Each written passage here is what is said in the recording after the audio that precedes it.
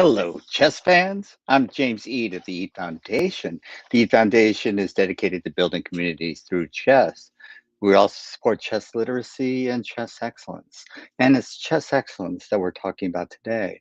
And the question of the day is who's going to achieve, if anyone, an IM norm at today's tournament being sponsored by the Mission 360 BayArea Chess, a merging their two organizations' talents to bring on a IM norm tournament to the San Francisco Bay Area. It's currently being held in San Jose. And I know where San Jose is and I can get there. And do you know well, never mind. That today's round is going to be interesting because we have three people who are potentially able to earn their norm in this tournament. 5.5 points out of a scheduled 9-round tournament. This will be round 9. So we will find out if anyone does make it. And one person who's leading the tournament now with 5 points is guaranteed his IM norm tournament because Viam had won the 2021. I'm looking at my notes. 2021 North American Junior Championships, which was held in Charlotte in December. So these opportunities are within the continental United States, which when I was growing up, way back in the day, when I had to walk to school uphill both ways, there weren't so many opportunities. It's wonderful to see the cooperation and the return of norm opportunities to Bay Area chess players. And let's see if I can share the screen. My producer's already up. He's saying awful things to me about my technical abilities. Well, I am just going to try and do it and share the screen. So here's the round 9 lineup. And especially boards 3 and boards 4 will be interesting because that's where the action is. You can see on board 5, he's already got his IM norm tournament as a result of a previous win. And so some of these games might be really, really critical. And Michael Lee, for example, he's playing on board 2. He's already got his IM norm tournament, but he can get his 5.5 points. So we'll keep an eye on what's going on in this tournament. And we're going to go live to board 1. Bay Area player Josiah Sternman is playing white, and he plays e4. And oh my goodness, David Versus is playing the French defense, my favorite. I always thought that a pawn on e6 when I was playing black I couldn't go wrong. But it seems that I have a minority opinion on that, but I don't care. It just worked for me, so I'm loving it that we're going to see that now. Michael Lee playing black has already got his IM norm title, but he does, I think, want to win this game. So we're going to check in. This is more like a typical, and again, a pawn on e6. How can you go wrong? So I like black's chances already, but this is very standard position. d4 is not a French player's game, so we'll come back and check this out. Board 3, we want to pay special attention to this.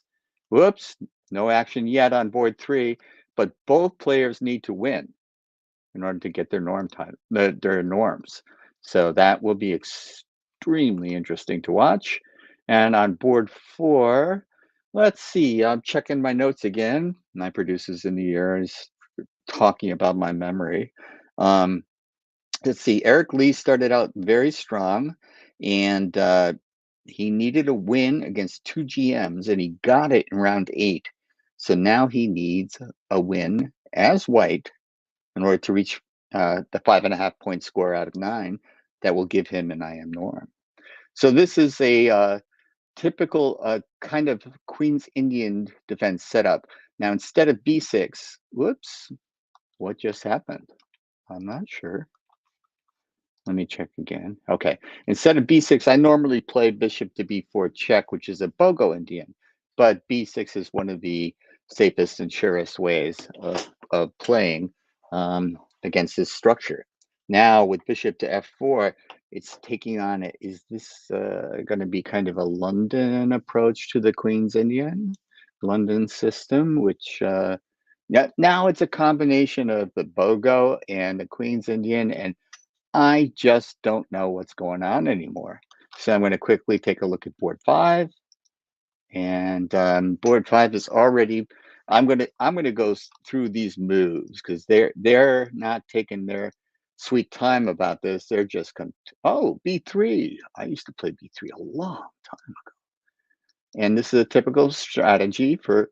Oh, now he breaks in the center with d4 and d5 is answer and b. Okay, this is all very typical.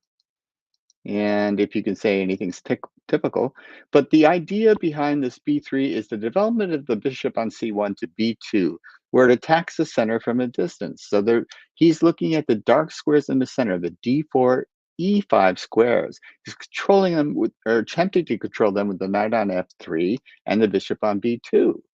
So for example, black can't play e5 right away because it would just lose a pawn. So we're going to go back to board 1. And we'll be doing this throughout. Okay. All right. So let's take a look at this from the start. This game may be quickly decided as well. So a classical French, and this is the Trush. Knight to c3 was the most aggressive play, but this became very popular when I was playing it. a6 was not the kind of move that I would play, but it just doesn't matter. It's the move that was played. And so this is now c5 is very, very much what I would have done. And taking, this is putting the question, what about your pawn structure, black? Do you care? And White is saying, I'm going to give you an isolated pawn, whether you like it or not. And black is saying, okay, I'll get a comfortable piece development. And I have an isolated pawn, but what are you going to do about it? And so now knight b3 attacks the bishop on c5, says, you can't stay there, bro, and you're going to have to move. And then I'm going to blockade you on d4 with one of my knights because knights are the ideal blockaders when playing against a an isolated pawn. So on board 2, what are we looking at? Typical setup in many ways. The d4 move on move 3 was not my style of play, but I guess he doesn't care about my style. And he played it, and White's making normal moves. It's very normal, very normal. Everybody's making normal moves. Okay, so now the question is, okay, now why do you play a knight on b1 to a3? A knight on the rim is dim. A knight on the rim is grim. Well, obviously he's going to recenter it to c2, where he's going to attack the pawn on d4. So this is just a maneuver of the knight, a two-move maneuver to say, okay, knight to c3, that square is unavailable to me because of that dirty, rotten scoundrel of a pawn on d4. So I'm going to put it on c2 and attack it and make him rue the day he advanced it. So that's the discussion on board 2 right now. And we're going to board 3, where the action has. Okay, so we're seeing e4 occupying one white square in the center and attacking the other, occupying e4 and attacking d5. And Sicilian, not unexpected in a must-win game, Sicilian is already creating an imbalance in the position, and it'll say, "Hey, I bet you want to play to d4, your pawn to d4 at some point, and I will take it," exchanging a wing pawn for a center pawn. And so you may get an edge in space, but I might get an edge in center pawns, which I will use to fight you back for space. So this is a fighting defense and what we might have expected. So on board 4, we're seeing pretty much what we thought we would see. And White is going to have to be aggressive in this game. White needs a win. And the bishop to f4 maneuver, I think, changed Black's mind. And he says, okay, if you're going to move it out, because he wants to play e3, you're going to get the bishop out of the pawn chain, ahead of the pawn chain. Well, what are you going to do if I check you? How are you going to block it? And so he's asking a very interesting question. And on board 5, this is already a draw. And we can't fault them for that. It's been a long tournament. Very, very tiresome. Tiring. Sorry. Tiresome is not what I meant at all. Um, it's one of those things where after exerting all this energy and there's really no no reason to move forward to advance your position particular, you don't have to worry about a norm opportunity. You've got one black as a GM already. White is already qualified for his international master, and I think with this draw, uh, White puts himself in a position to at least tie for first in the tournament. So why waste time and energy beating your head against a brick wall when you're going to be pretty much in the same boat at the end? So an early draw here is not to be frowned on, it's to be recognized as practical. Okay, back to White here. It's still the same, still the same, still the same. Okay. All right.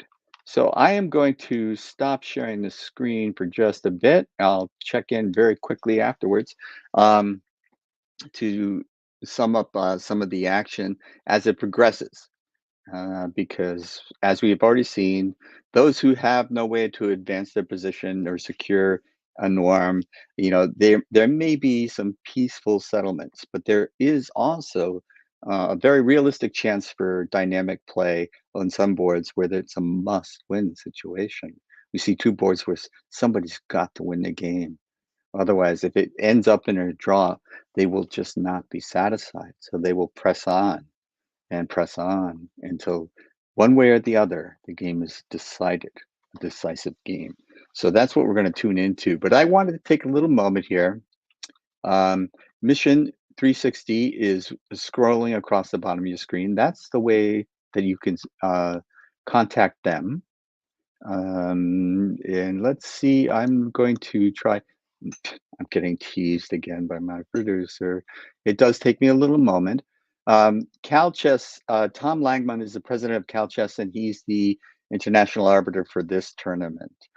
So shout out to Tom. Tom Langland is allowing these games to be broadcast on Cal Chess Live.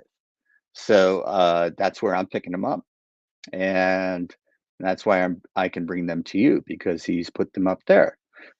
And I think there are DGT boards being used in San Jose. I'm speaking out of turn here, but I would guess the BayArea Chess has supplied them. Obviously, these multiple charitable organizations, they're all 501c3 organizations, means basically not for profit organizations, are cooperating to make this happen. And I just want to throw in a little shout out. You can go visit my website, which incidentally is an award winning website. Um, let's see if I can find. Uh, oh, I think I can. Chess Journalist of America gave the Eade Foundation's website a shout out by saying it was the best chess website.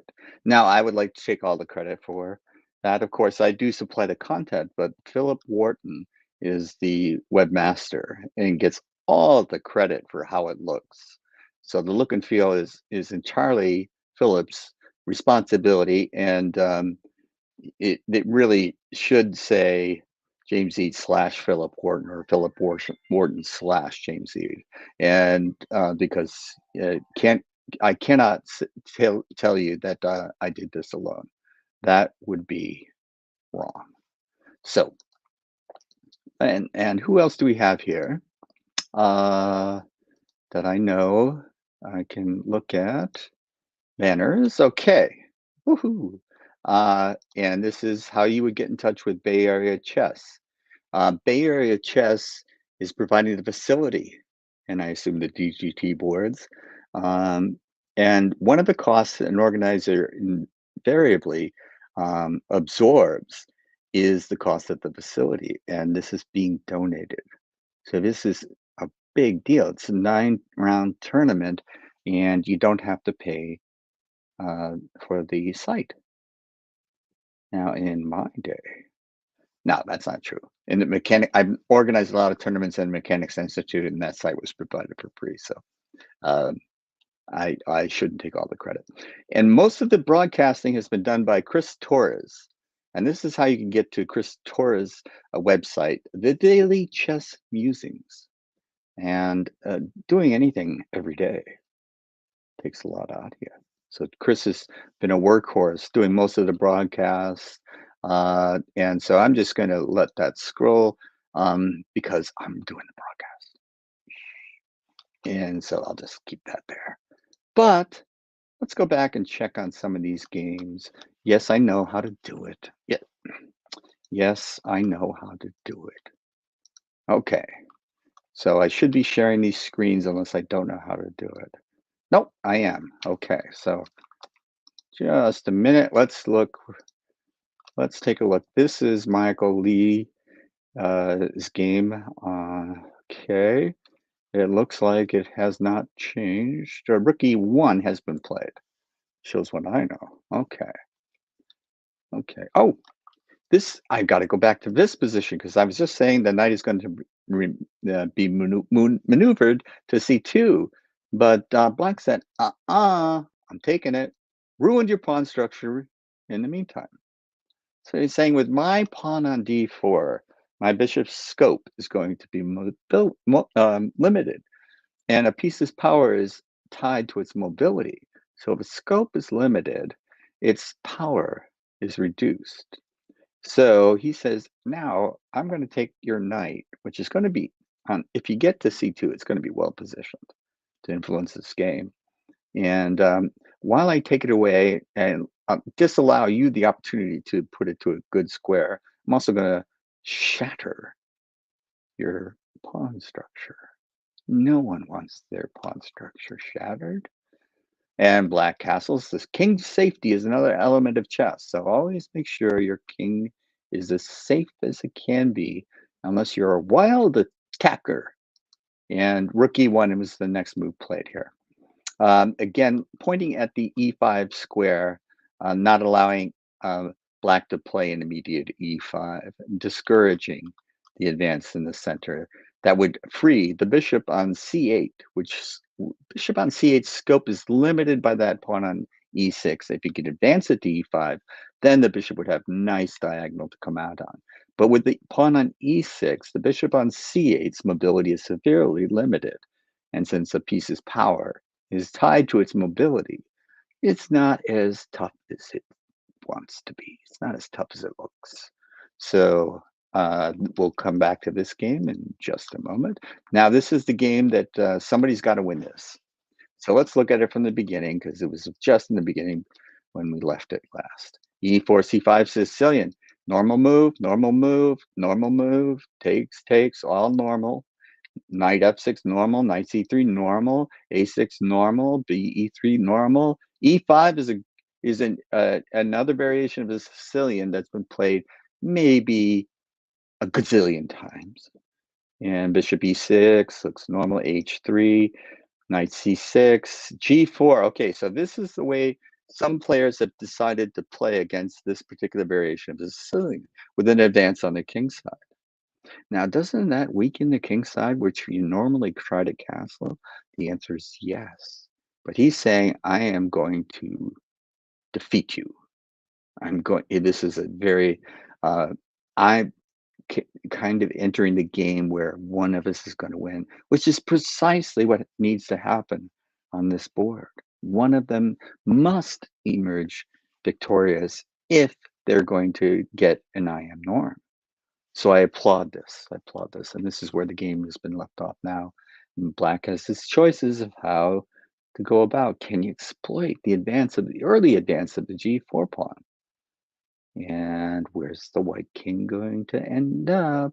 If it is on the queen side, that might give black some attacking chances. And if it stays in the center, who knows? When a position opens up, you don't want your king in the center, but maybe you keep the position closed. Lots of questions on this board, and we'll see if there's answers. So this is the game that white needed to win. And look at this. I will just go back a couple of moves because we left off this. The answer was, okay, I'm not going to allow you to take on c3 if I move my knight to c3, or put pressure on c3 with maybe knight e4 or something like that. So I'm going to play this retreat. Yeah, sometimes retreats are good in chess because once my knight's back there, I am going to have my way subsequently. For example, if you play bishop 7, b bb7, you sorry, bb7, you put it on a very long, very active diagonal. So you've really increased the scope of that bishop. That bishop is powerfully placed. It's a good piece. I'm just going to ignore it, and I'm going to castle the king safety, and then I'm going to try to break open stuff in the center. Now white is saying, putting the question to the bishop. Bishop, would you like to retreat, or would you like to capture my knight? And I hope you capture my knight. But we don't know the answer yet. We're waiting for black to decide. What is black going to do?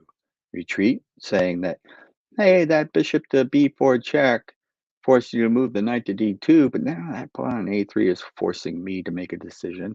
Obviously, bishop to a5 is out because b4 would come in, trapping the bishop. So the bishop's either got to retreat along the a3 f8 diagonal or capture the knight. What's he going to do? I just don't know. And so board 5, we see the draw. And here we see black is in a deep think because black has to decide, where do I want to put? Oh, no wonder he's in a deep think. The game was drawn. Yes, no one has anything to play for, so they drew. Okay, so that didn't show up on my live shot here, but it does show up at the bottom of the game's move list. So this game was drawn, and no wonder it's frozen in time because there will be no more moves made on board 1. So both players have finalized their tournament results. And here we still see on rook e1, I don't see this game as drawn. So I think black is in a think. And we're seeing, well, let me reload this position. I do not, it is drawn. It is drawn. Okay. It's board 1. Sorry. I've confused myself, if no one else. I reloaded the game. I don't see the clocks moving, but I don't see any indication of a draw offered, draw accepted, but I don't see the clocks moving. So I will come back after a little minute or two and see whether or not any progress has been made, or if somehow my screen has been frozen. Oh, no, black has retreated, so my screen is still alive. I think bishop to e7 has been played, so black decided I better retreat. I'm still a little concerned though, because I do not. I'm going to reload one more time. That game is drawn. We know that. There we see it now on the live screen of the pairings. It's reflected there. Board 2. I don't see the clocks moving. I wonder what's going on. Okay, so we're seeing that I don't see the time changing. So that might be a bug someplace that I don't have to worry about right now. Now, this early advance on the king side, g4, often we have been taught that if play on the wing is best meant by play on the center. And black takes this very literally by saying, I am going to advance d6 to d5. Now the center is going to break apart. Something decisive is going to happen. You're not going to want me to play d4, which would fork the knight on c3 and the bishop on e3. So are you going to take? Going to move one of those pieces? What are you going to do? And if you take, well, gosh darn it, the center is open.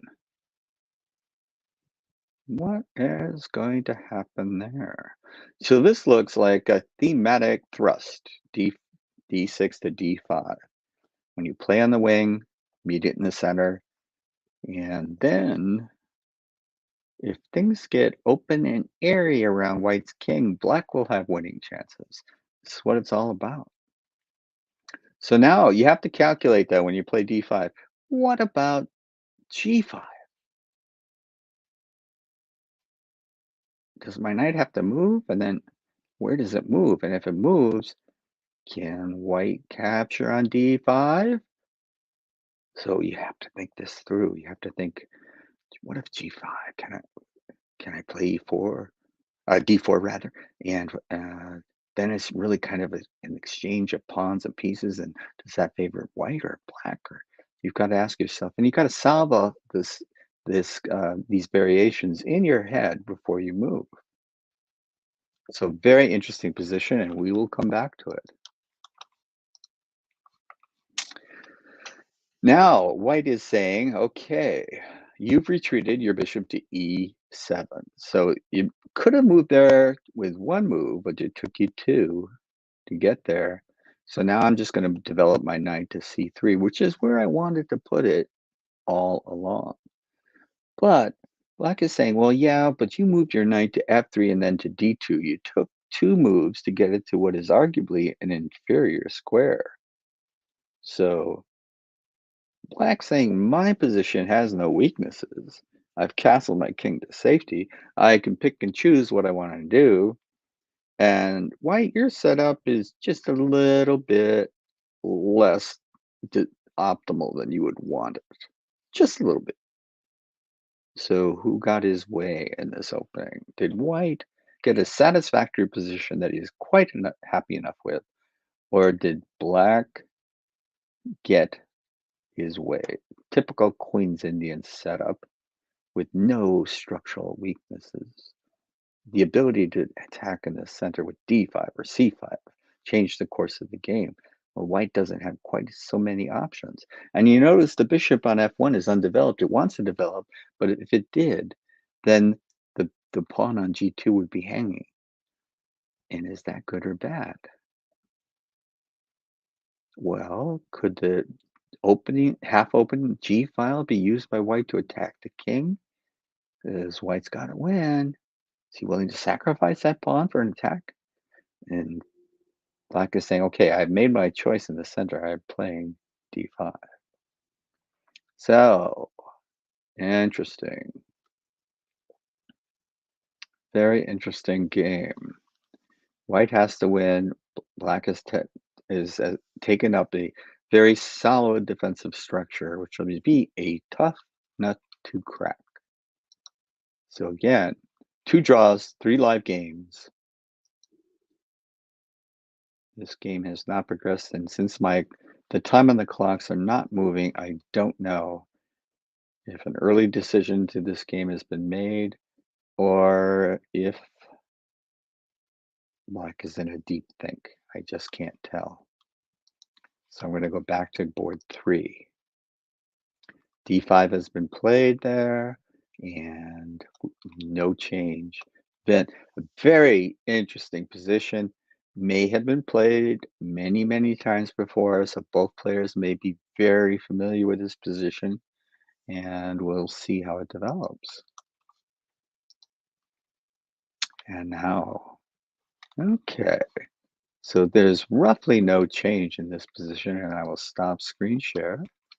And I will just talk a little bit about the foundation first. Yeah, right now, we are basically all over the world in Bhutan in Asia, 5 or so countries in Africa. There's I can't seem to share the screen to see the bottom of it, but it's let me think if I can do this another way. I'm going to be really creative here. My Oh, yeah, yeah. I am getting taunted. Okay, let me see if I can pull up my own foundation. That shows a little bit better picture. So now if I go back to the live broadcast, which is going to the Eade Foundation Facebook page, the Eade Foundation YouTube page, and the Eade Foundation Twitter page.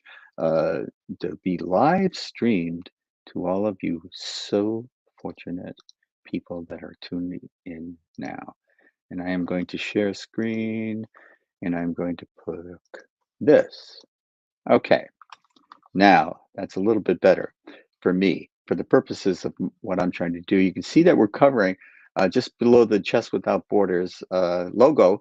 You can see that the Mission 360 BayArea Chess GMIM Norm tournament is that was the first one was can be checked out there. The second one, which is just wrapping up today, it will be available to be seen soon afterwards. But this shows you the countries that the Eade Foundation has helped start chess programs, chess developing chess communities through chess. Bhutan in Asia, Lebanon, Niger, Uganda, Zambia, South Africa, and we've also done it in the West. All over the United States, the foundation has helped advance programs or to help support people that are doing mostly scholastic programs, that sort of thing. That getting kids involved in chess is the idea of developing the chess literacy. And when they get older, you give a gift of chess to a child, it lasts a lifetime. And so it will become, I am certain, more of an accepted part of our United States or United States culture at large, part of our community. The more kids are exposed to chess, the more adults have chess knowledge. And that wasn't true when I was growing up. It was not very popular at all. And if you were playing chess, they thought you were a nerd. Now, Cyrus Laquadon and I might be chess nerds and proud of it, but it's not normally what a kid aspires to. So now that's coming out. That's all gone because there's money in the game now at the highest levels, and people is respected. Magnus Carlsen's a model, as well as a chess player, world champion chess player, one of the best of all time, if not the very best. So we've also been in Nicaragua and Colombia.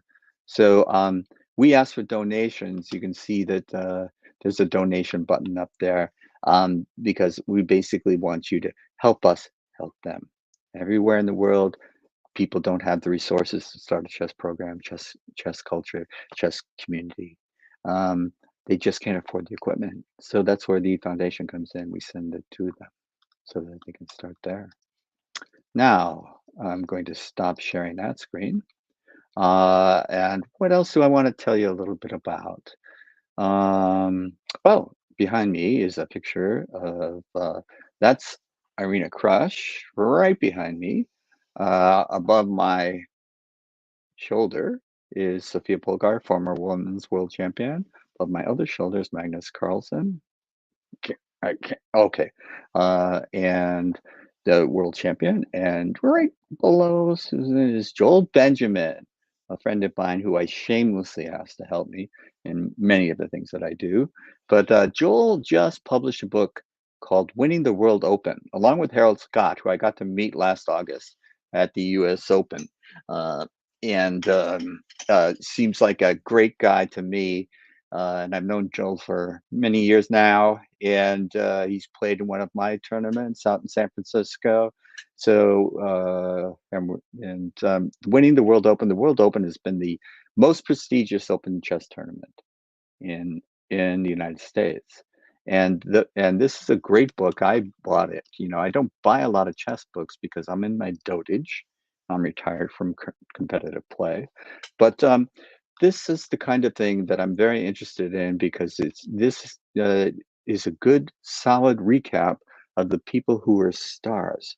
Joel and Harold call them heroes of the World Open, and it's a little bit about background on them and getting to know the stories of the chess players as well as looking at the chess games has always been a fascinating aspect to me. Edward Lasker, Meet the Masters, think Chess for Fun and Chess for Blood. These were some of my earliest books, and I got to know about players that I never could meet because they were from a different time, different era of chess play. But in any case, I could imagine what it would be like, and that was awesome for me. So let me go back to the games that are being played. I'll share that screen and I will see. Yes, I'm getting better at it. Yes, I know.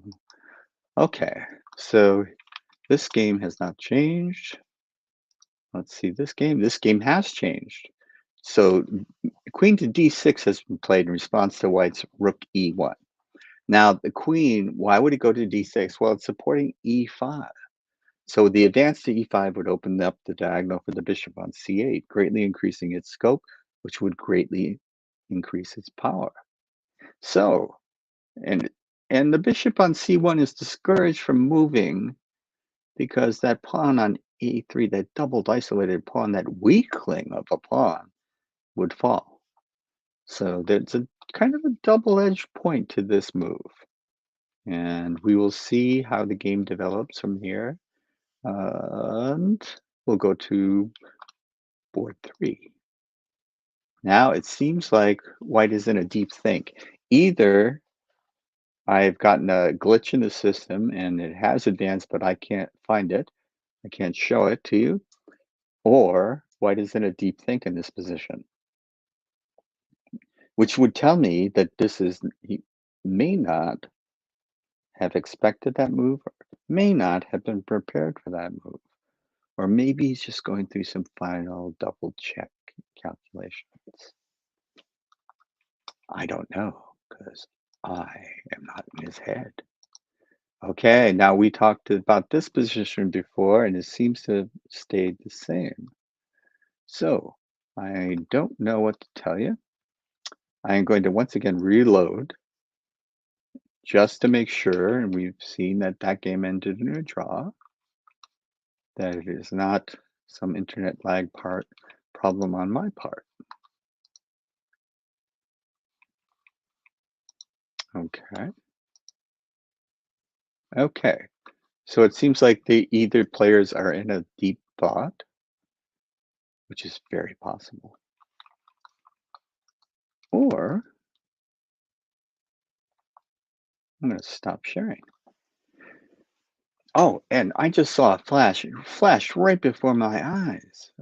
If you know a parent of a gifted child who shows real talent in chess, I would recommend you buy this book for that parent because then they don't have to play like a good player, but they could sound like after reading that book.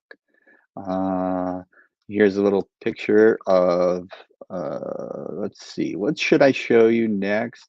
This is the picture of Joel and I told you about the Winning the World Open, his latest book. It was a really good book, really interesting, just the kind of book I like to read. And, the games are outstanding and well annotated too. But I like the little backgrounds and the grouping of the players. And, it's funny when you see some like players get hot for a stretch of time and then they win, and then they don't win again. And Joel has won this tournament 6 times, so just give him a little more love. This is 6 times winning that tournament is really impressive. We used to call Walter Brown 6 times because Walter Brown won the U.S. championship 6 times, and that is impressive. But winning the World Open 6 times, is not a small feather in his cap. It's a big deal. All right. So, what else can I entertain you with? Let's see. Some of the programs that we started, we do support a lot of scholastics. Like this was a scholastic that Chris Torres actually and Jay Stalling ran for me, but the Eade Foundation had a role to play in that. And a lot of our efforts are around scholastics, but we also do things in senior centers. Those are chess sets and equipment that we send to a senior center here in Palo Alto. I live in Menlo Park, California, and Palo Alto is next door to us, which is the home of Stanford University, for example. Some of the things we do in other countries, this is a photo we got from Zambia, where they just started a chess program. Now, the story behind this, I will share briefly with you that um, we were contacted by an intern at the UN because they were looking for some help in starting a program in Zambia because the only thing they were doing for youth sports was what we call soccer, what they call football. And they wanted to do something else, and they said, "Can you help us with chess?" And I said, "Certainly." And so that's what we do. So they have youth programs there, but now they're branching out from like sport such as soccer or football, more correctly, um, to things like chess. So chess has elements of art, elements of science, and elements of sport in it. So you ask me, which is it? Is it an art? Is it a science? Is it a sport? And I say it's all three. And so when we're seeing this happening around the world, that chess as a sporting activity is being accepted, it gives you a little bit of a twinkle in your eye, a twang, so to speak, in your heart, that really, chess is becoming accepted because the competitive aspects in it cannot be denied.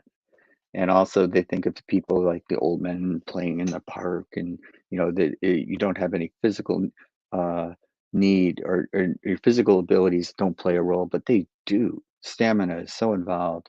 This 9 round tournament, I bet everybody in it has lost a few pounds because of the nervous energy that they're expelling. And it takes a lot of effort, controlled concentration for extended periods of time, and then you get a brief break, and then you got to do it again. This is very demanding, very physically demanding, and this you can't see this if you're just an uninformed third-party observer. You don't see what's going on. You just see two people quietly at the board. Maybe they have their heads in their hands, or something like that. But what's going on in their heads when they have their heads in their hands is constant calculation, constant concentration. Because we all know, if you get to the level of chess master, you can play 40 good moves and ruin your position with one bad move. So you can't have a lapse in concentration. So think about how difficult that sustaining that level of concentration is. And it is competition because your opponent is there and can sense whenever you waver. The slightest waver gives them hope, encourages them. The slightest hesitation is picked up on. You can't hide it. So these things are all part of the competition, the competitive spirit. And there's so much communication between these players opposing each other over the chessboard without a single word being said, unless it's a draw off, or something like that. But the communication is real. The communication is picked up on, the vibes, the sensations. If you don't have a poker face, your opponent reads you very easily. And if you do have a poker face, sometimes your moves betray you. You could have been aggressive and you backed off. That's information that the opponent picks up on immediately. So this intensity at battle. Think of it when you took the SATs, if you've gotten to the age where you take the SATs.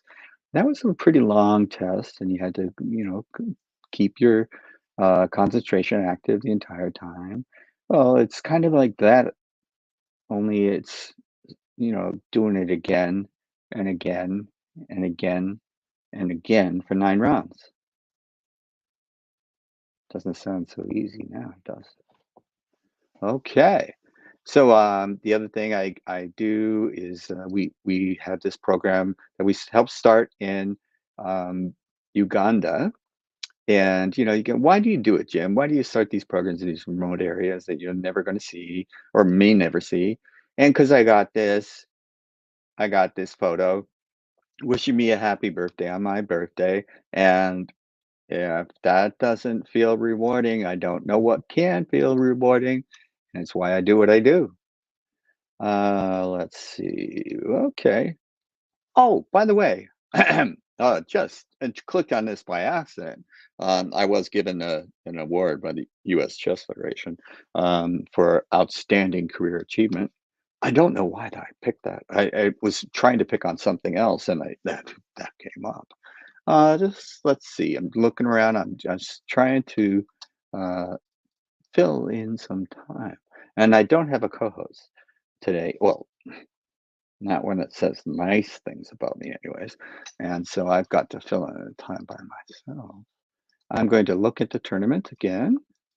And okay, so this is what we were talking about just a couple moves earlier. When he played d5, how are you going to get the white square bishop f1 out? Well, he says, all right, I'll put it on e2. He says, well, then I'll just open that diagonal, expose that g2 pawn to capture. What are you going to do? And that's the question that White's asked. Black asked White, and we're going to wait to see how White answers. Now, there's many variations there. You can play knight takes c4, bishop takes g2, rook to g1, and say, okay, I'm going to attack you. I need a win. I'm going to attack you. Or he can play bishop to f3 and say, okay, I can take that pawn anytime I want. Maybe I'll just castle.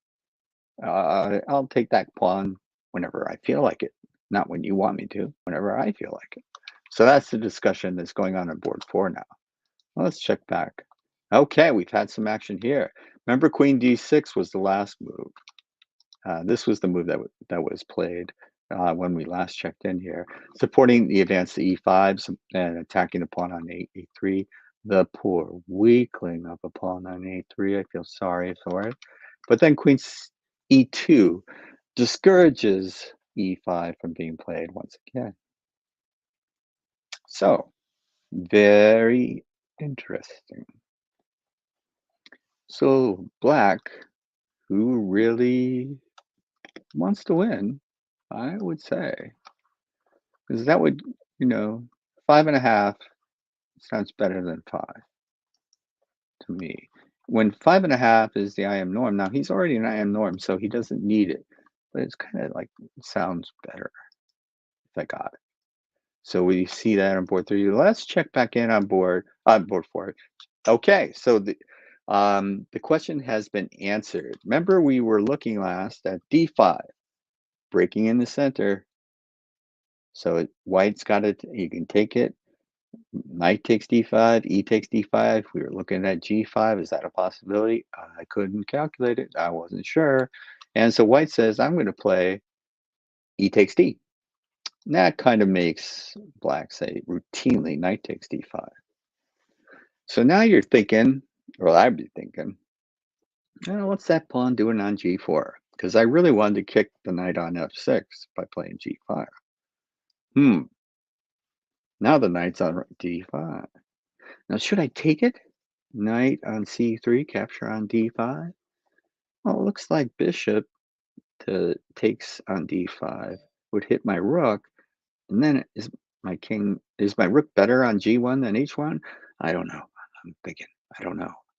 And it looks to me like black is, by taking the pawn from d6 and moving it to d5, the bishop on f8 has a nice diagonal to be developed on before, where previously it had very little maneuverability, very limited mobility. It can now get into the game. You can be like bishop to b4. Okay, knight takes. Reasonable. Very reasonable. He doesn't want knight takes bishop on e3, so doesn't want to take time moving his bishop again, so capture the knight. Now this game has to be won by one player or the other. So playing for a kind of an even type of position is not in either player's interest. So they're going to try to create imbalances. The first imbalance I'll point out to you is the pawn structure. The pawns on the queen side, for example, there's a 3-on-2 majority favoring white. And there's a 4-on-3 majority favoring black. Now you can just take my word for it if you can't do the calculations. 3-on-2, it's easier to create a pass pawn 3-on-2 than it is 4-on-3. It just takes more time to create a pass pawn. And a pass pawn, if you can get a pass pawn, gives you an advantage in just about any ending. So you want to create that pass pawn. So that pawn structure is a slight edge to white, but you kind of really want your pawn back on g2 in that case. You don't want it on g4 because then it's a target. And all of a sudden, white or black can really quickly create a 3-on-2 majority on the king side by attacking that pawn. So, is white saying, I kind of wish I hadn't played g4 now? Maybe I should have played a different variation? I don't know. I don't know what white's thinking. I hate to admit it, but I don't know. So, black on board 4, white who really wants to win, is thinking, what's the best way? Recapturing on c4? Do I really want to trade bishops? Don't know. Don't know. Just don't know. On board 2, we go back. We're still in that same position. Plenty of time for all players that I'm looking at. If the time that I'm seeing is actual reflected here on board 3, um, white has used a little bit more time than black. It's nowhere near a crisis situation. Both have plenty of time, but um, black has been playing moves a little bit more quickly than white has. Just to let you know, just to keep that in mind. Okay, so we have gone back far enough, I think, and now let's see what I can do. I don't know if I can do this, but I'm going to try. I am going to see if I can get daily chess musings because I want to do a real shout out.com. Let's put that in. Okay. Now let's go back here, see if I can share that screen. I'm not sure I can. Okay, let's see. Did that work? Did I share that screen? I did. Okay. So this is the Daily Chess Musings site. Chris Torres. Chris Torres has done a lot of the broadcasting during these last 2 tournaments because this is the last round of the second tournament. And here's a little about Chris Torres. Let's look at the about Chris Torres. What does it say? I don't know. About Chris Torres. That's his picture. Okay, I'll just read this out to you. Chris Torres is a nationally renowned scholastic chess coach working in the San Francisco Bay Area. His classes have attracted players of strengths ranging from ranked beginners to world champions. A chess professional since 1998. That's a long time. Chess is widely recognized as one of the main driving forces behind the explosion in popularity and sudden rise in quality of scholastic chess in California. Chris Torres served as the president of the Torres Chess and Music Academy from 2005 to 2020. Currently is recognized as a correspondence chess master with the United States Chess Federation. Okay, that's enough about you because I want to talk about me. I don't know about that. Okay. I'm gonna just you can read a little bit more, or I'm gonna stop sharing the screen. International chess or chess master. Let's see. Let me look at that again. What did he say? He said it's a correspondence chess master with the United States Chess Federation. Well, okay. I can one up you there. Uh, I'm a chess master recognized by the United States Chess Federation, but also by the International Correspondence Chess Federation.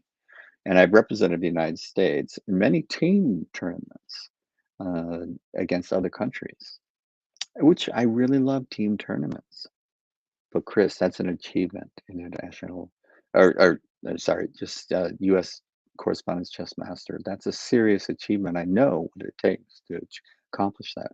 So for that to Chris Torres for his playing strength, because in correspondence chess you have a lot of time to consider your move. You know, it's not like Blitz where you have to make a decision right away. So the quality of the games tend to be of a higher quality. They tend to be less likely to see blunders or even second-rate moves. Maybe they're not the optimal move. You know, we're not playing chess engines, we're playing people. Maybe they're not perfect, but they're very much well thought out and well calculated because you also in correspondence chess, you can move the pieces. So you don't just have to visualize it as you do off of the board. You can move it and look. You can take it back. You can set up multiple pieces, boards, and move multiple pieces, multiple variations of this, and weigh them. I like the way this looks. I don't like the way that looks. So correspondence chess is very demanding, and becoming master strength is very impressive. But I think chess uh, um, allows people to do it the way they like. Some people love to play buzz chess, where you're really being asked to play almost on instinct. Is the first move that pops into your mind the best move? And how often is it the best move? Some people are really attracted to that, and speed chess can be a lot of fun to play. Because the outcome of the game doesn't give you that ego blow that a loss in uh, in a tournament competition at normal time controls gives you, because you had no one to blame in chess but yourself when you lose. You can't say, "Well, the guy didn't pass me the ball." You can't say, "Throw me the damn ball," like some New York Jet wide receiver might say. That was for Joel Benjamin's benefit. Um, and there is no one but you making your decisions. Were you prepared? If the answer is no, then what's the answer for you next time? Prepare better. Was it an oversight that you made before? Oh, what's the answer? Clean that weakness up. Was it a pawn structure that you didn't understand that decided the game? Study that pawn structure. Was it an endgame you were unfamiliar with? Study that endgame. Prepare yourself and you will get better. Examine your games with a layer of objectivity. Don't take them personally. Yes, losses hurt, but get over it. Look at why you lost. If you can determine why you lost, you can fix it. You can prepare yourself to be better next time. When faced with the same question, with the same types of position, you will play better moves. And that's what getting better at chess is all about. All right. So I've got the Foundation.org banner scrolling along just about enough. I think that Chris Torres gets the Daily Chess Musings. A little shout out to Chris.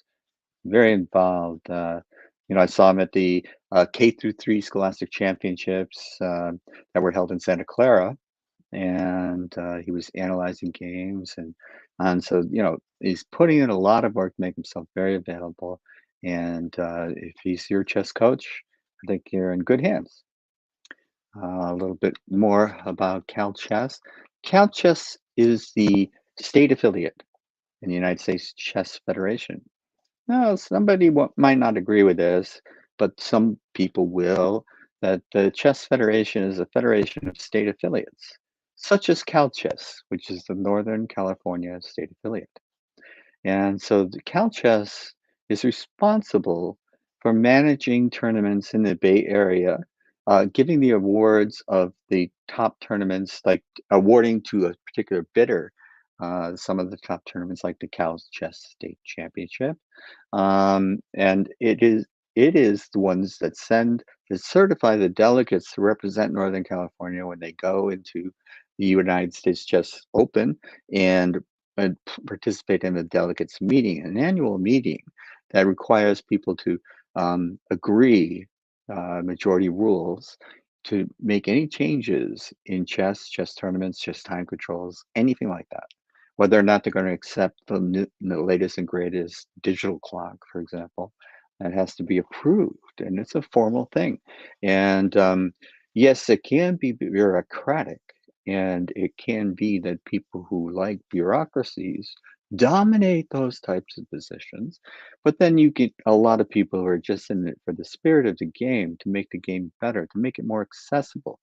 There, I'm proud to say that there's an accessibility committee in the United States Chess Federation, US Chess. is the way they branded their name now.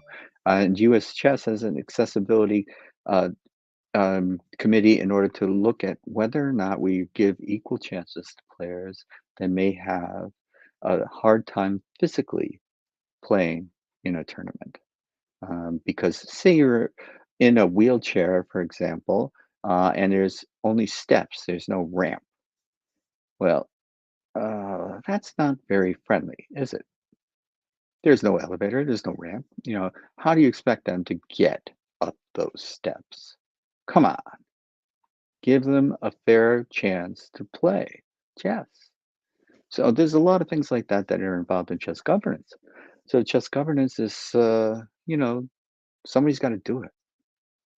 And the people that step up, like Cal Chess State President Tom Langland, gotta give him a little thank you. Otherwise, his efforts, his energies are unappreciated. And, it means a lot to get a little thank you or a little recognition for the work that you're doing on the behalf of others. And you don't get compensated for doing these jobs. Now, Tom's probably getting compensated for being an international arbiter in this tournament, this Norm tournament, but he should.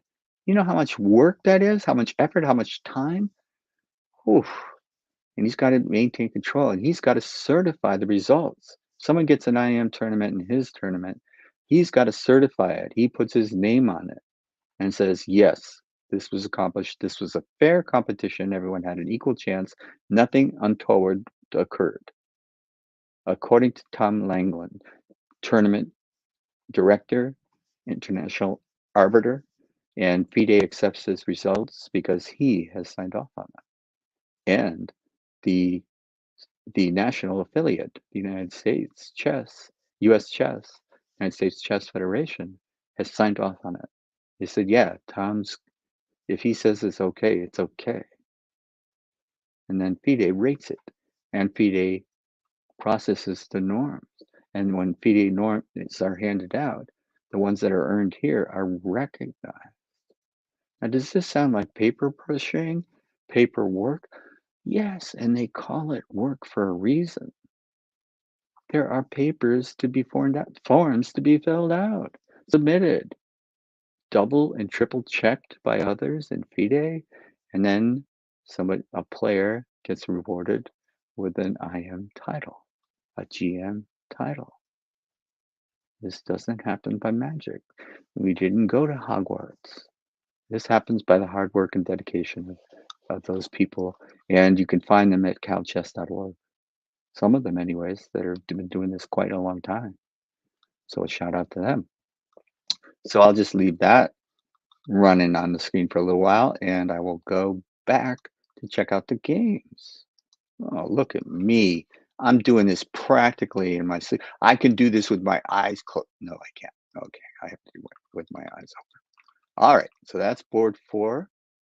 Where did we leave it? We left it with knight takes, and white said pawn takes pawn, d5 takes c4, I should say, and castles. So he says, okay, I'll protect the g pawn. I'll get my king to safety, what I think is safety, and I'll go about my business of taking on c4 when I feel like it. But black says, oh really? What about knight d5? Because I'm attacking your bishop on f4 and I could shatter your pawn structure. No one wants to be shattered. Shadoopy. You don't want that. But if you take knight takes knight, you could take ex takes d5, putting a pawn, protecting the pawn on c4, which tells me he's planning on retaining a material advantage. So black is saying, white, you've got another question to answer. How do you want to answer it? Because if you retreat the bishop, say you play bishop g3, what if I take your knight on c3? Knight takes, b takes c3. Well, what's stopping me from playing b5? Holding on to the pawn that way. So there is an attempt here to imbalance the position. And the material advantage, the element of force, power, sheer power, the piece's powers. If you have more material, you have more force, more power. So, what can be compensating you for that? Well, pawn structure can be a compensation, space control can be a compensation, better development can be a compensation, king safety can be a compensation. What is white shooting for here? To compensate him if black is able to hang on to that pawn. I'm not sure what's glitching my system here. And he says, okay, wow, what an incredible choice by white. This is gung ho. I really admire this choice because this is not what I would have done because I am, I guess, just a fan of the bishop on f4. I don't know if I would allow it to be captured that way. Now he's retained the reestablished equality in material. So the power question is evened out. But look at knight takes f4, e takes f4. There's a definite discrepancy in pawn structure. Black has no pawn structural weaknesses. White does. White has double pawns on the f file, an isolated pawn on d4. So he's saying, I am going to take this structural imbalance and do what? Is he going to try for control of the center, more space? He's got to compensate in that structural pawn weakness in some other element of chess. Is it going to be an attack? I get my pieces to attacking positions faster than you can get your pieces to defensive positions. An element of time. And make your king unsafe. The element of king safety. Interesting. Interesting choice by by white in this position in order to create a material imbalance or some sort of imbalance that's temporary and may become permanent. I don't know. We'll have to see how the game goes. But the imbalance is what white is after. White is after a win. So even though it looks a little bit dubious, I admire the choice. It just looks dubious to my eye, and it doesn't mean it is. Okay, so where did we leave off here? We left off at queen e2 to discourage e5. So an interesting choice. He's saying, I'm going to play e5, and you can't stop me. Oh, white says, oh, yeah, well, go ahead. I'm doing something else over here. And go ahead and play e5. See if I care. Black says, second thought, I better drive that knight away. He says, yeah, this is where I like my knight anyways. I'm playing my knight to e4. I'm attacking your queen. What are you going to do with your queen? Well, I'll just move it back here. E7 is a perfectly good square. It supports the advance e5. So I'm pretty happy with myself right now. White says, oh yeah? Well, what about f4? When I play it e5 now, I'm going to give you an isolated pawn on the d4. So black says, oh, okay, so how about I put knight c5 in there? What's the thinking here, folks? Is he really threatening it to take on e4? I'm not so sure. He's saying the queen can't leave the d3 pawn unprotected. So I'm tying the queen's mobility down, reducing the power of that piece. Does he have something like an a4 and c3 in mind? I can't see it. Can't see why. Interesting game. Not clear. Because the thrust f2 to f4 sort of changes the nature of the game. Now, the bishop on c1's mobility is definitely not what you want. The bishop on g2, though, it can, after the knight moves, It's still well posted on that long diagonal. The bishop on c8, not so much. So white has two bishops, but in this kind of locked position, playing a closed position, it's hard to say whether I'd rather have a bishop or a knight. Very interesting. I'll just say that I don't know. I have no opinion. All right, where did we leave this? Where did we leave this? We left this at this position. Knight takes knight, and then bishop takes, and then he says, okay, I wanted my rook on g1 anyway. I meant to do that. And black says, okay, I will prevent you from playing h4 anyways. You can play g5, but then, I got two attackers, two defenders. Is that really what you want to do? And g5 doesn't win a tempo anymore. It's not kicking a knight on f6. So what's the point?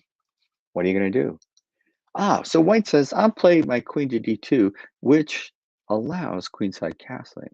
So if things get a little feisty in the center, or I want to advance more on the king side, I don't want to leave my kings like a sitting duck in the middle of the board.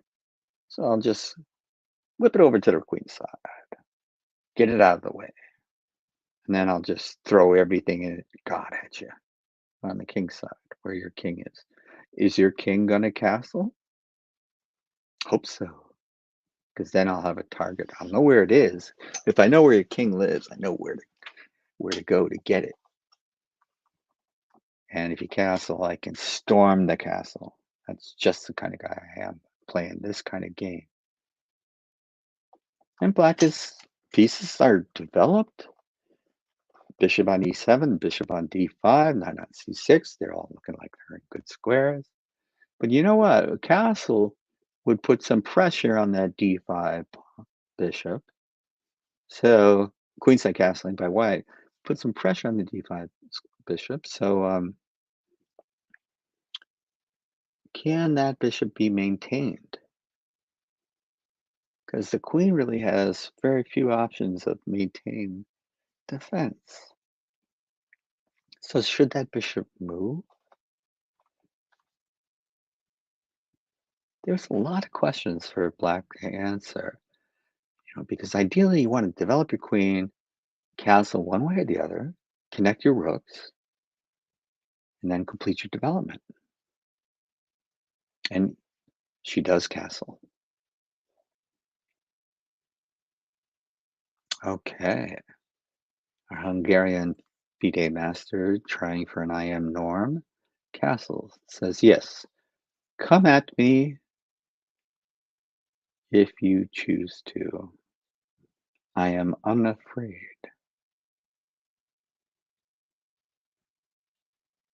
That decision had to have been coldly calculated and taken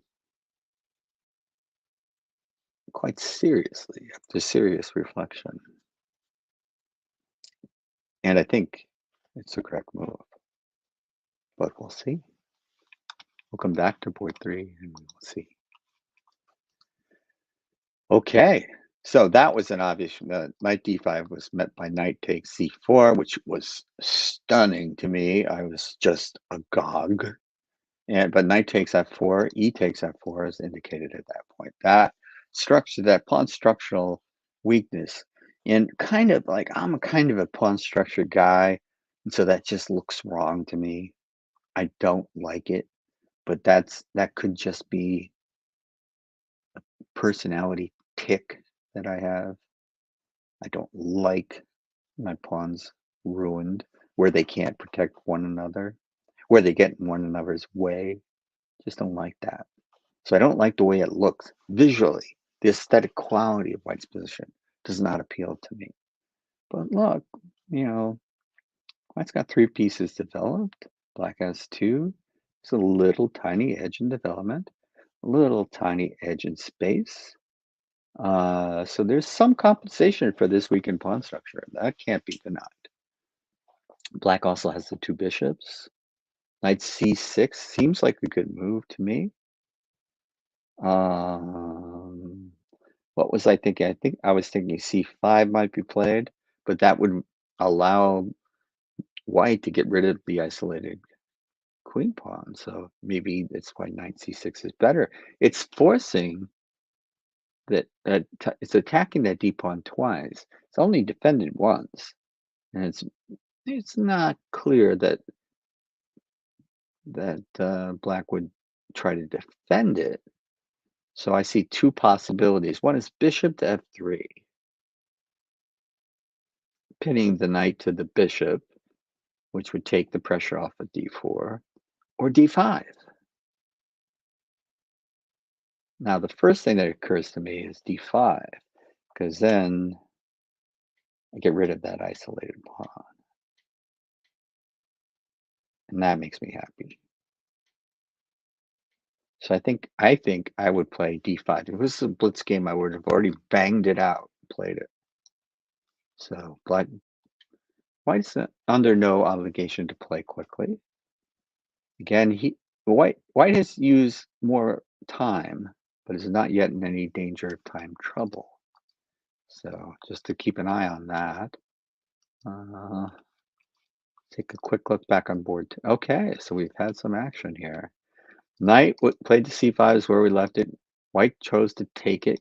Queen comes here, recaptures. Obviously, you need to reestablish material equality. And the rook goes to b1. Is the rook planning on lifting itself to b5, attacking the queen? Saying, gosh, black, you moved your queen a lot. Why don't you move it again? Or is it just preventing the bishop from moving to d7, although d7 doesn't seem so strong to me, by threatening to capture the b pawn? Or is white saying, yeah, I'm going to just put the rook on a half-open file. It's better on b1 than it is on a1. So black plays b6 and says, okay, I don't have to worry about moving the bishop now because the pawn's no longer hanging. And it doesn't look like white has an opportunity to get rid of those double isolated a pawns playing a4, a5 anytime soon. But maybe if he plays rook b4 and not gets the queen away, a4, a5 can start to be played. Maybe bishop d2, a4, bishop d2, a5 is threatened. I'm not sure. So maybe that's long-term thinking on white's part. But look at that nice diagonal for the bishop on g2. Oh, it's just looking prettier now that you played b7 to b6. Because that knight can't move without allowing the rook to be captured. Gonna do something about that. So black's probably gonna play bishop to b7 or bishop to d7, connect the rooks, move that rook off of the long diagonal. But still, that's clearly a good piece on bishop on g2. Clearly a not so good piece on c1. Not sure where it belongs. Does it belong on g2? Does it belong on b2? Not sure. It's not immediately clear. Where does the bishop on c8 belong? You want to connect the rooks, right? You want to move them. You want to move those bishops. But what square is best for them? It's not immediately obvious.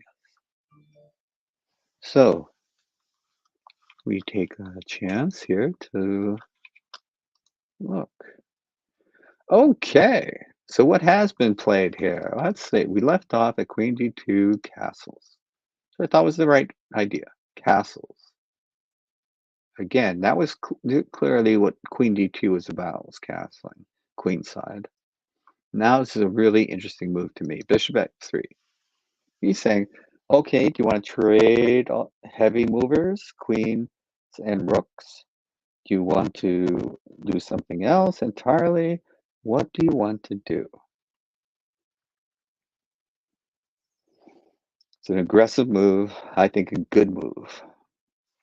And white responds, interestingly enough, Well, I'm not going to trade queens, but I'm going to allow you the opportunity to. I'm going to play bishop d2 because I don't like that bishop on f3 being on f3. It's attacking my rook. I'm going to stop that nonsense and threaten to capture it. So you're going to have to respond to that somehow. You're going to play bishop takes bishop. I'll play queen takes. Bishop takes e2, queen takes e2. Then my rook is on the d file attacking your queen. Where's your queen going to go? I might be able to control the d file. So again, but bishop to f3 was only only playable because the pawn on g2 had moved to g4. I'm still wondering if white is wishing you could have that g4 move back. Just because the kingside pawns do not look coordinated to me. I'm just interested. I'm not sure. I'm not sure what's going to be played here. I can't give you any words of wisdom about this position, other than we remember the pawn structure, 3-on-2 on the queen side. Now that the king is over there, if the queens stay on the board, okay, bishop takes e2 was played. Queen takes e2 is indicated. Restore the material balance. And then black is saying, yes, you got your rook on the d file. Yes, I see the attack on my queen. I'm not going to lose my queen. I'm going to play it to c7, obviously. And then I'm going to play one of my rooks over to the d file.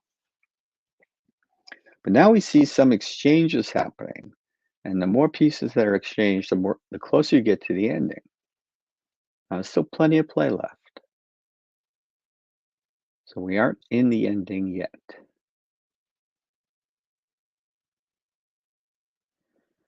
Okay. Okay. This may not be the imbalanced position that either player wanted. Uh, this may be more defendable for both sides. So king to b1 is a good solid move because it's about king safety. You want to take the king off of the c1 to h6 diagonal. Who knows when a threat might be part of the variation that check along that diagonal. Out of nowhere surprises you. So it's a little safer on b1. And so now it's as safe as the on b1 as the king, black's king on g8 is. Certainly they're behind. They got the same kind of defensive setup. They're both pretty safe. It's not easy to see how either side would attack them with a vengeance. Anyways, so good solid move. All right. Let's check in on board 4. Has anything happened there? Okay. So bishop to f3 was played. We left it after knight c6, and I thought that one reply would be d5. Another reply would be bishop f3. White chose f3.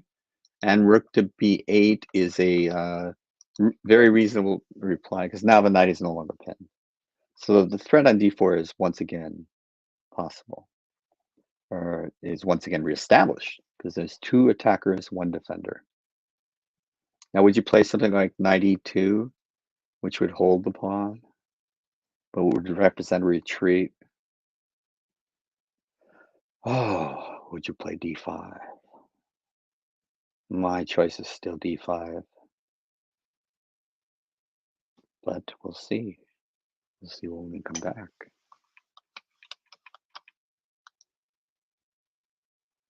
Okay.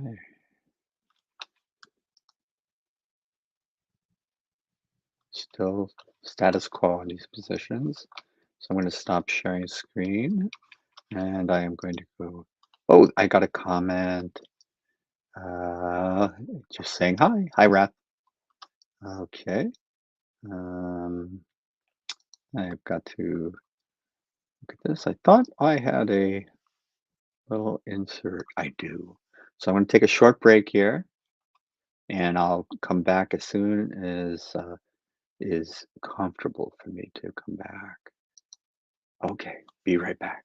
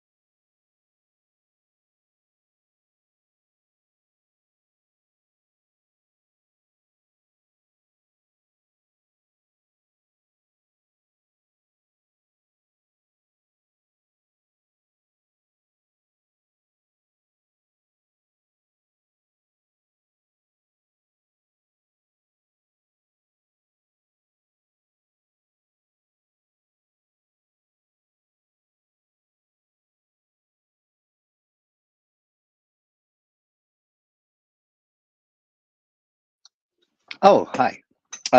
Sorry, I didn't flash that. Um, just trying to get one. Anyways, my producer was no help, and I just did a little. But I want you guys to know that you kids out there, especially to know, get your parents to buy this book.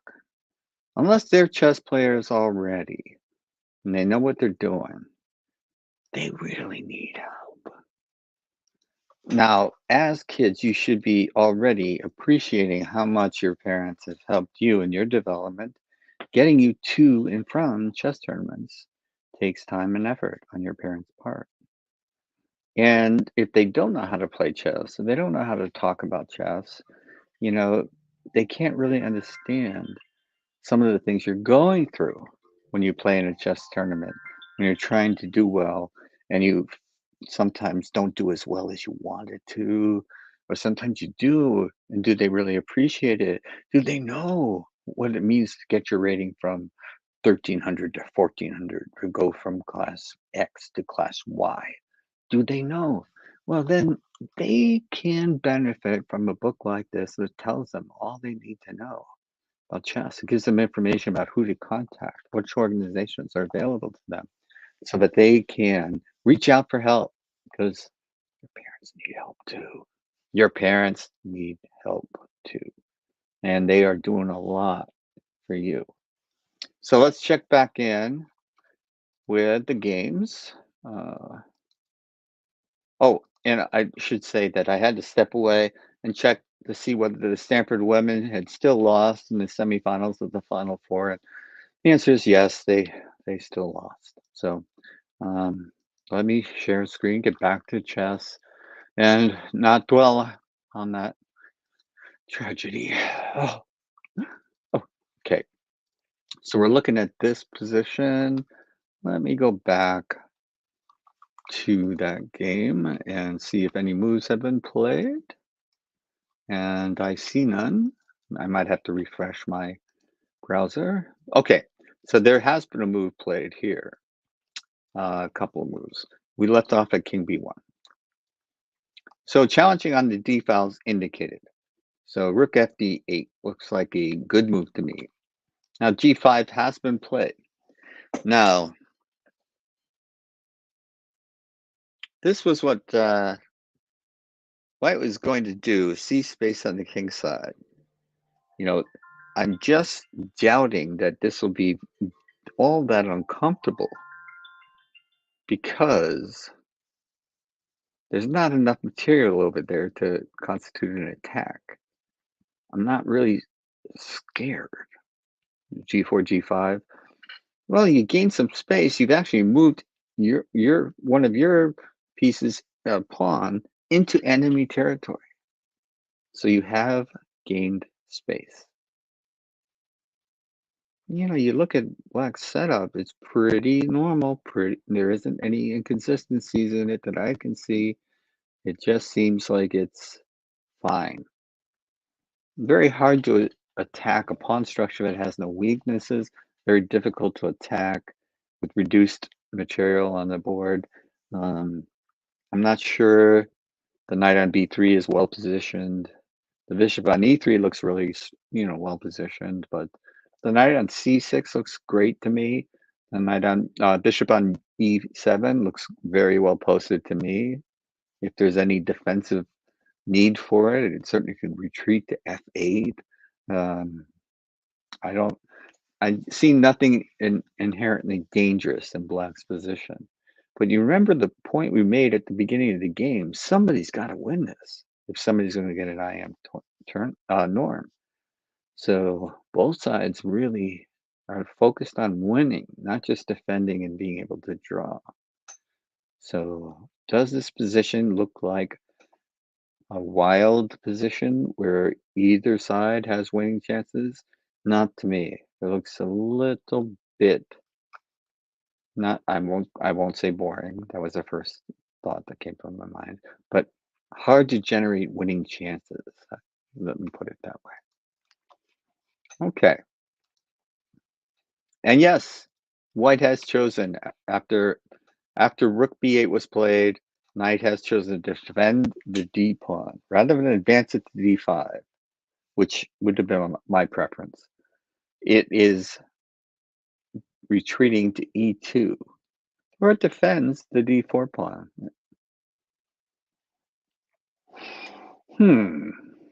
Now, you would think that black could attack it again with bishop to f6, but that sort of invites knight to e5, where you have to think about, okay, that might, and white might play bishop takes b7, rook takes b7, and then recaptures with the f-pawn, straightening out the pawn structure. So, I'm not sure bishop to f6 is really that good. It's possible, but that's the only way that it seems that it can increase pressure on d4 very easily. So I think black is going to think about this move for a while. And if he plays bishop to f6, it will because he has done the calculations and thinks that the resulting position will favor black rather than white. And white, of course, must win, so just trying to make it interesting, mix it up, you know. And maybe he thought d5 would just result in a two draw situation. Wouldn't give him enough winning chances. So 92 preserved his winning chances by making the position at least less clear than d5 would have. So one of the things you don't want to do is make it easier for your opponent to make a choice of what move to play. You want to make it complicated. You want to make it difficult for your opponent to find the right move. The more difficult you can make it for your opponent, the more chances they have to go wrong. So make it easy for them. It's the opposite of what you want to do. Okay, this position has stayed here. After b6, white is giving a deep think. How do I want to play this? White is saying, how do I want to play this? And so white's decision will go a long way towards dictating how the game proceeds. Look back here, see the advanced pawn on g5. Is it scary? Is it a potential target? And black says, I'm going to ignore that. I'm going to play my knight from c6 to b4. Now, that's rather provocative. And he says, well, if you play a3 and kick me away, I've got a target now. I can play b5, b4 and attack the target.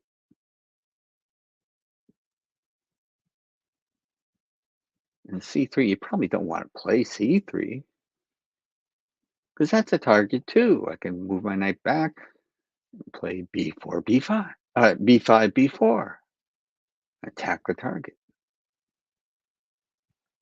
So driving that knight away doesn't seem to do anything, but give black a target to attack. Well done, black.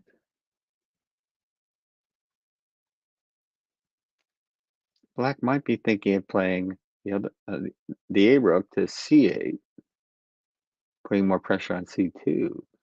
And if he can force either pawn to advance, black has a target to attack.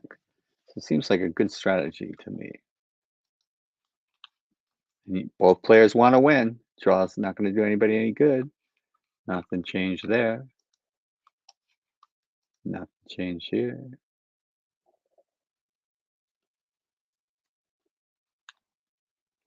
Okay. I don't see the clocks moving, so I can't tell you what the clock situation is there. I'll come back here. We'll revisit that very quickly. What else can I talk to you about? All right. What they're trying to do is get IM and GM norm, and this is what is fantastic about bringing these Norms tournaments back to the Bay Area. These players are really competing to advance to very elite status. The some of them already have the FM title. Now, maybe I need to talk a little bit about this title structure because these are FIDE titles. These are not U.S. chess titles. U.S. chess titles go to up to master, a national master. That is, it's awarded by the U.S. Chess Federation, but it's not recognized around the world. You say, I'm a national master from the United States. And you say, I don't know what that means. But if you say you're a FIDE master, they know what that means. They know roughly your rating strength, your rating, and your strength. There's variations, of course, but they're rather narrow variations, so they have a good insight. You're not an IM. If you win an IM norm and you get enough of them and you get your rating high enough to get the IM title, then you're generally stronger than an FM. And everybody around the world knows this. So if you get your FM title, it's more valuable than a national master title. It's more valuable, really, than a senior master title, which is also not recognized around the world. FM title is. Now, senior master title is great to get. I think you get it if your rating hits 2400 US chess rating, but it's not your FIDE chess rating. And FIDE is the world governing organization for chess. So if you want to go and play in another country, they're going to look at your FIDE rating, not your US chess rating, which can be anything as far as I'm concerned. Maybe that's your light chess rating, and maybe that's more relevant to them than your US chess rating. So these are questions that the titles have a meaning. They have some ability to answer this in players from other countries' eyes. So getting my FM title was a goal of mine. I had got the national master title, but I wanted the FM title, which was internationally recognized, so I can go anywhere in the world. And they would know if they were a member of FIDE, they would know that I was master strength. So that was meaningful to me. But that was a giant commitment for me to get to play for the IM title.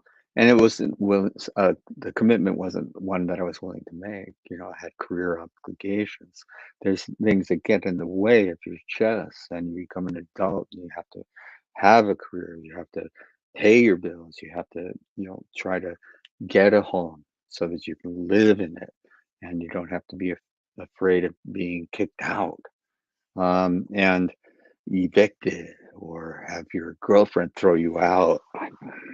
Not that that's ever happened to me, but if you are paying attention to those things, it detracts from your ability to concentrate on chess. And so, you young players, I know you have schoolwork, and school can put a lot of pressure on you, but you don't have those types of distractions that take your attention away from chess. Now's the time to get strong. Now's the time to advance and progress, because later on, when you get other responsibilities, it might not be so easy. I did all of my chess after a certain age, after I got out of high school. All of it was really part time, spare time, and you're only going to get so strong if you approach it in your part time activities, and others are devoting their abilities full time. So that's what you get up against. So these players that are FMs are striving to get an IM norm tournament, one that I never achieved on my own. And I just tip my cap to them that they're putting themselves in a position to earn this title and to go for this title. And it's wonderful to have these title opportunities in the San Francisco Bay Area. Once again, there was a period of time when they just weren't available. Now, that was the way it was when I grew up. When I was playing chess, I played my first tournament in 1972, part of the Fisher boom, and I am norm tournaments. The only real place you could find them was in New York City, and Yes, you could earn titles in competitions in New York City, and they attracted a lot of strong players.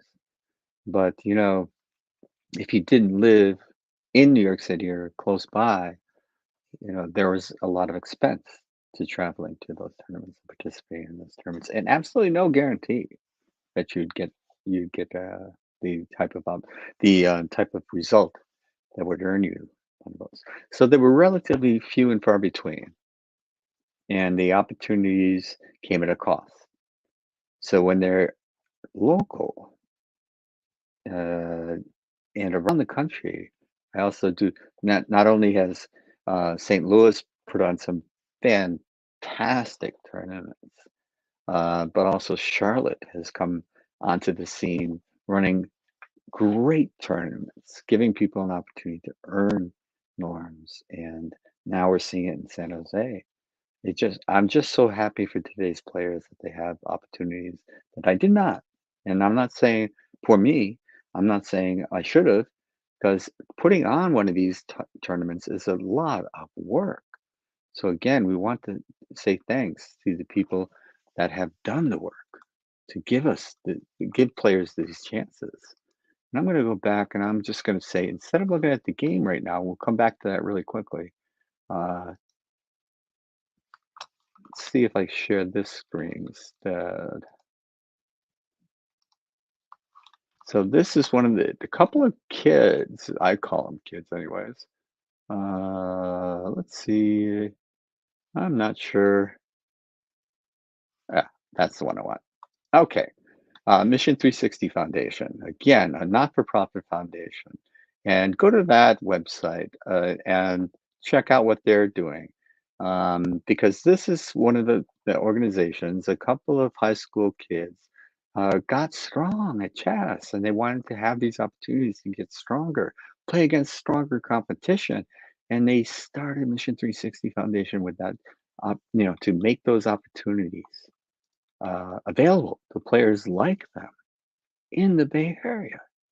So tip of the cap to this foundation. And I'll stop sharing that screen and I will go back to the live action games. Let's see if I can do that. Oh, I'm such a technical whiz. Oh, I'm getting, I'm getting laughed at. Okay, so let's look at this game now. Now we had said this thrust F2 to F4, and now F5 was a little bit risky. Is opening up a little slight weakness in the king's safety issue, but it was controlling E5. So it was like, or attempting adding to the control over E5. So it had some benefits. But now what does F4, F5 do? The first thing that I notice is, and this just might be me, but the first thing I notice is that the bishop that's on C1 kind of like had no real good squares for it. Now has the ability to get in the game along the C1 H6 diagonal. Not saying he's gonna, but he can.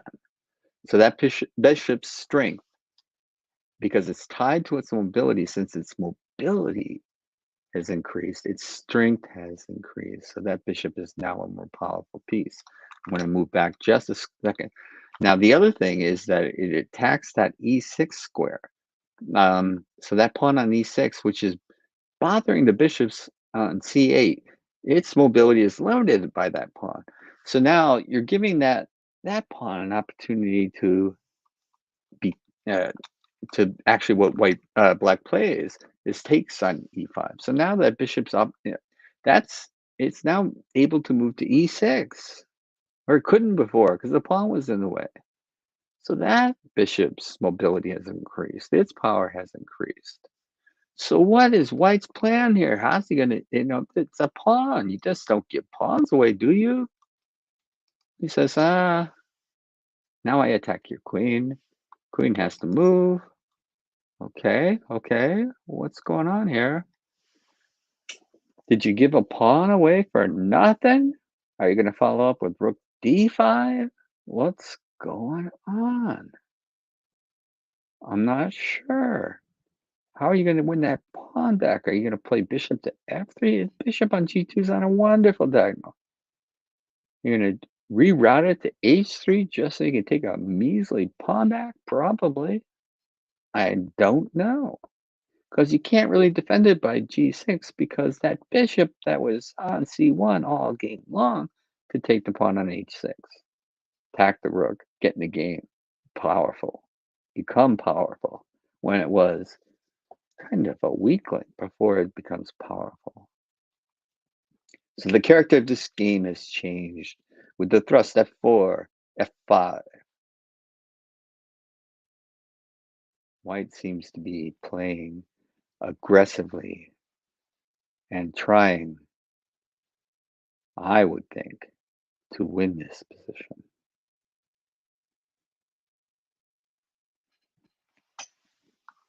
Can black consolidate and hold that extra pawn? That's the question. Let's go back here. Interesting. So remember knight to b4, and I was saying play a3 or c3, you're creating a target. Well, c3 was the choice. Is it okay? I'm gonna go back. Do you really want to let me take your bishop? And white says no. So now I'm thinking b5 would be white's preferred move.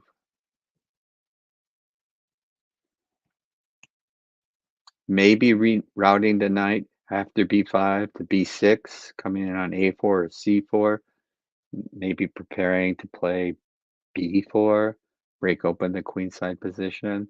So it seems to me that, bishop to c1 adds another defender to queenside. Maybe there's no obvious attack on the queenside that's going to favor black, but it seems a little more promising than white's kind of phantom attack on the king side.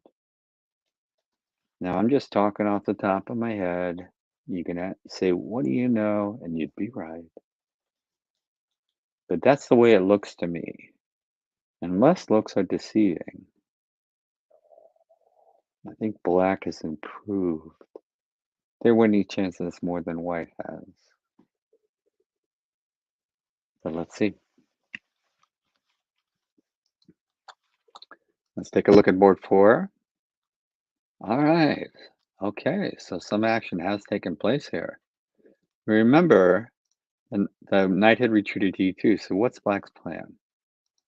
Place b5. All right, a little unexpected from me. I'm not going to tell you that I was thinking of that. I wasn't. So white plays to e3. The choice was knight to e5, but that would lead to trades, and it's not clear who would benefit from those trades. And white is saying, I think my winning chances are better if I go to e3. So now black says, but now you don't have knight e5, so my bishop goes to f6. Got 3 attackers, 2 defenders. What you gonna do? Now, this is really interesting to me because white says, what I'm going to do is attack your bishop, and I'm going to scarf it if you let me. So are you willing to play bishop takes d4? It's a critical choice. Black's going to think now. White has used a lot of his time, has about 30 minutes left, so it's plenty of time to think. But just wanted to point out, black has about an hour, white has half an hour. So, but white is moving pieces to the king side and saying, I think, they have the king side attacking chances. I don't see them. I just don't see them. Doesn't mean they're not there. But maybe he's thinking knight g3, knight f5. I still don't like it as I can't see the good prospects of a successful attack against Black's king. I don't think it's worth the crippled pawn structure.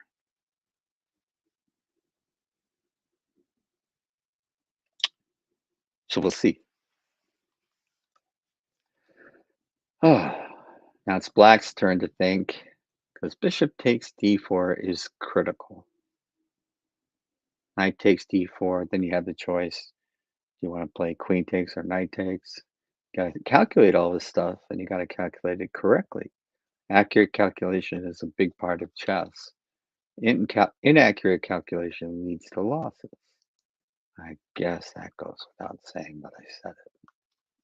All right. So we saw rook attack the queen. Queen moves here. And then bishop says, hey, look, I, I'm going to develop with a threat. That bishop on c1, which was looking pretty useless not too long ago, gets to a great square on f4. It's attacking the center square e5, and it's attacking the bishop. Sorry, the bishop is attacking the queen. And guess what? That bishop on g2, just so pretty looking on that long diagonal, the h1, a8 diagonal. It's attacking your knight, so don't move your queen to where it can't protect the knight. So I cost myself a pawn, but I just got two free moves in. Rook b5, bishop to f4, and your queen, which has moved a lot recently, has to move again. And look, my development's complete, and you still got your bishop on c8 and your rook on a8. That's where they were when they started the game. So yeah, you've got a pawn, a slight material advantage, but I have a big advantage in time. And it's actually more important to have more time than to have more material in this game, at this particular point in this game. Because, one of the reasons that you couldn't come out from c1 was the queen could take that a pawn. But if it takes the a pawn, the knight on c6 hangs, and the bishop on a8 can't move anywhere. I mean, the rook on a8 can't move anywhere. So that's out. How do you protect the knight? You can protect it on d7, which gets in the way of your bishop, or you can protect it on f6 or g6, it looks to me. So I see three squares the queen can move to.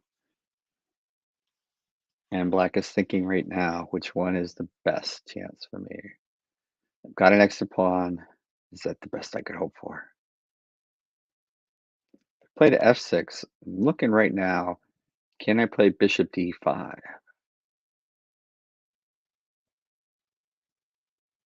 Because knight takes might just be out because of bishop takes a8. So maybe my queen belongs on g6. Don't know. But it's getting a little awkward for Black. The cost of a pawn, a double pawn at that, leaving the d pawn, d4 pawn isolated. I've gotten my pieces to aggressive squares. You know what? I like White's thinking here. I'll check back on board 3. Still bishop to c1 was the last move we looked at. Still the last move that's been played. Black is thinking now. Both players have plenty of time. Time is on their side? I don't know. Let's look at board 4. Knight g4 is the last move played there. Yep. Bishop to e7 was played. Ah, he says, I didn't like the looks of bishop takes d4. I want to hang on to my two bishops. And so it's just fine. I'll just develop rook, put the rook on that file. Attack your knight. Guess what? My next move is going to be bishop takes c6, unless you do something. What are you going to do? And I got my knight on g4. Didn't cost the tempo because your bishop had to retreat. All right. So I would say both players decided that the complications following bishop takes d4 were not worth the effort. So this knight to a5 maneuver is indicated. It seems strong to me because you don't want him to allow bishop takes f3, totally ruining your pawn structure. Oh, that would be aesthetically displeasing to me. Then I can come into the game via c4, attacking the pawn on b2. If it moved, the pawn on a3 would be weak. And you don't want pieces defending pawns. So it looks like a good choice by black here. And one thing I would say is that c7 pawn is a little bit weak because there's no pawn that can protect it. And it's advancing to c5 looks a little dim right now as far as can can you really play c5? And if you do, you would eliminate the d4 Isolani pawn. So one way that would go to a long ways to fixing White's pawn structural problem. Interesting game. I enjoyed watching this game. And I make no prediction. I don't know what's going to happen. But interesting. Tip of the hat to both players. White's got to win. And Black has no reason to let him win. Okay. So b5 was the indicated move. This allows the possibility of b4. It allows the possibility of rerouting the knight to b6, where it could come into the game either on a4 or c4. And now, if I am black, I'm thinking I don't want to reduce material. I don't want to trade pieces. I want to attack on the queen side with as much material as I can get into the game.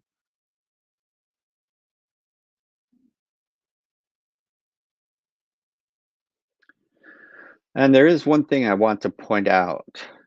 Queen takes c3 is in the air because b takes c3, knight takes c3, check would pick up the queen. But right now, you'd only get 2 pawns for that. uh, For that. Oh, do you get 2 pawns for that?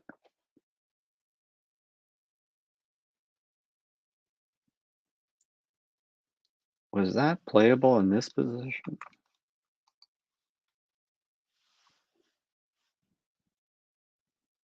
Queen takes c3. Was that no? Because rook takes knight. That's a little embarrassing. Okay, so it's in the air, but it's not viable right now. So b5, NGE1. Now that's saying to that pawn on g5, sorry, uh, but I got bigger things to do than worry about you. The bishop on c1 is adequately protecting it. The rook thinks it has better work to do on the e-file. Now it's attacking the e5 pawn.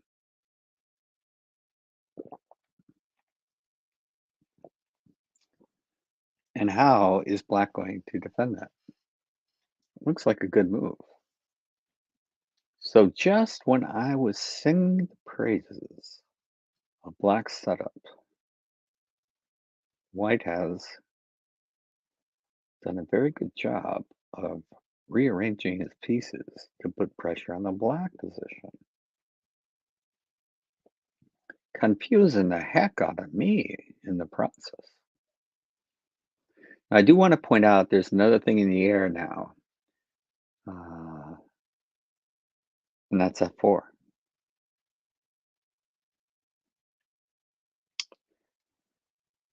Because if, for example, e takes a knight on d5 takes f4, bishop takes, e takes f4, the bishop on e7 would be hanging. And if f4, e takes f4, rook takes knight on d5, rook recaptures on d5, queen takes, would win two pieces for the rook. And if you have a choice between the pieces and the rook, even if you lose a pawn, you take it. The pieces are better, more often than not, by a substantial margin. Hall of Fame Grandmaster John Fedorowicz told me that. And I've always remembered, always take the pieces in that sort of exchange. Rook and pawn versus the two pieces, take the pieces. Okay, so we looked at knight a5. Bishop takes bishop seemed indicated. Rook takes bishop is clearly the choice.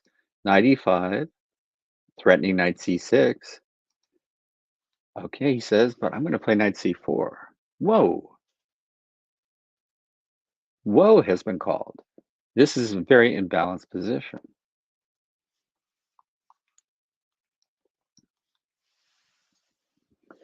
Because knight takes c4, b takes c4. The c4 pawn, the pawn on c4 looks like it's hanging, but also, guess what? That pawn on b2 is hanging. Who benefits from this? Oh, oh, my poor head. It's not at all clear to me.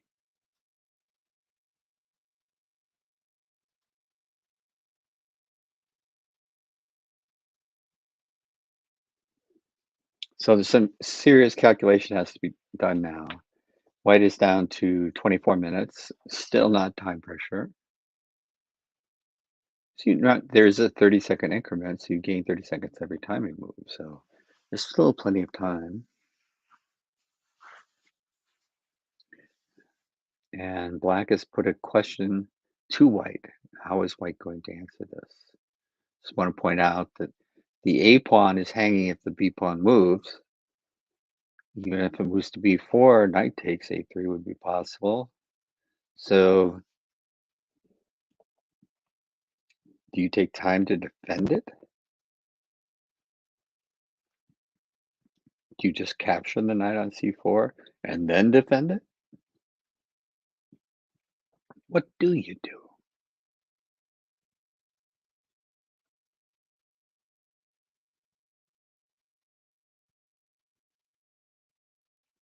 Looks like a good move to me, and a little surprising, but it looks like a good move. So I'm going to check back. Okay, black's in a deep think now. Bishop f4 looks like a strong move to me. It makes black very uncomfortable. Black's going to have to be very careful here. And rook e1 is still where we were. Rook g1. How is black going to defend that e pawn? Is he going to worry about it? Is he going to say, I don't care? I think he has to care.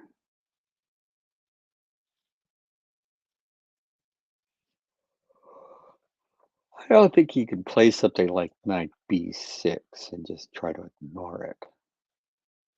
I think he has to care. And obviously, bishop d6 can't be the way to defend the pawn because the knight on d5 is hanging. So he's saying, I'm going to defend it. I'm going to have to play f6. And then that g pawn says, I got my way.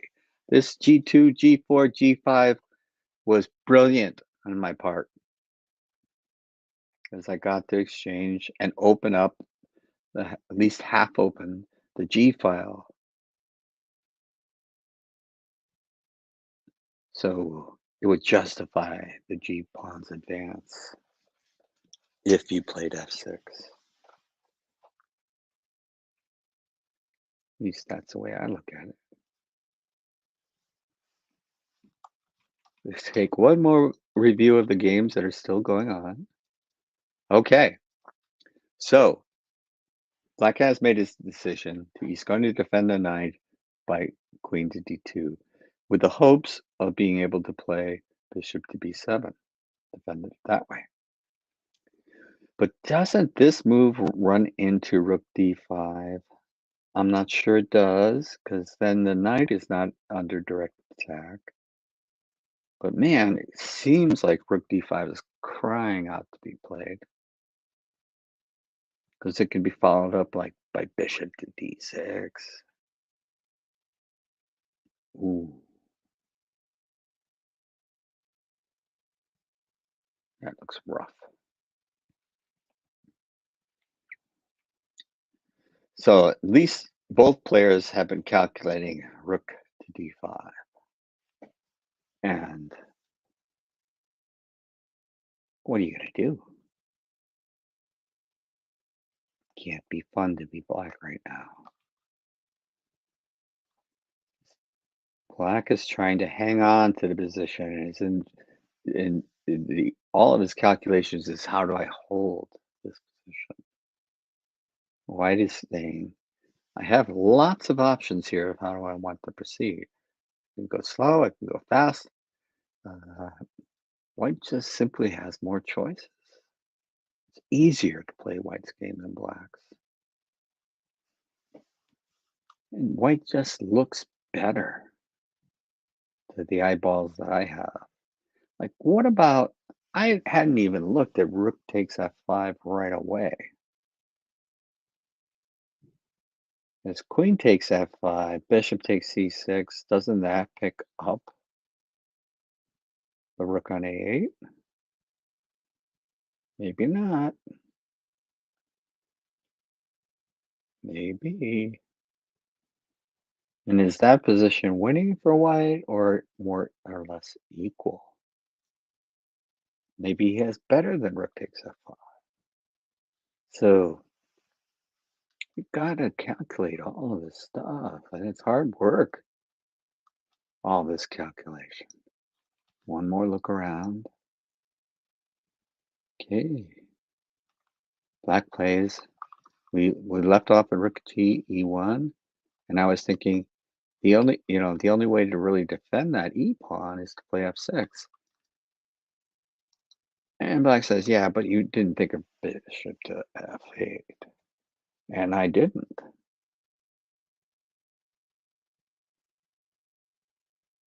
What's to prevent queen takes e5? Ah, I see it. Queen takes e5, queen takes, rook takes, then knight to c3 check, picks up the rook on d1. So indirectly defending the e-pawn. Well done. Bravo. I think.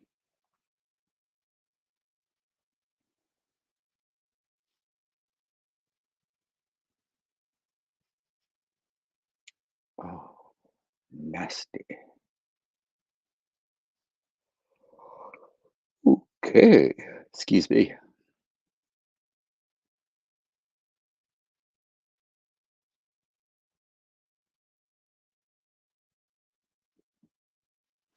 I'm sorry, I did lost in thought calculating here. You caught me a little bit by surprise. Just wanted to get my bearings again. Okay. So in this position, after knight c4, the b2 pawn was attacked. And we were thinking, is white going to play knight c2?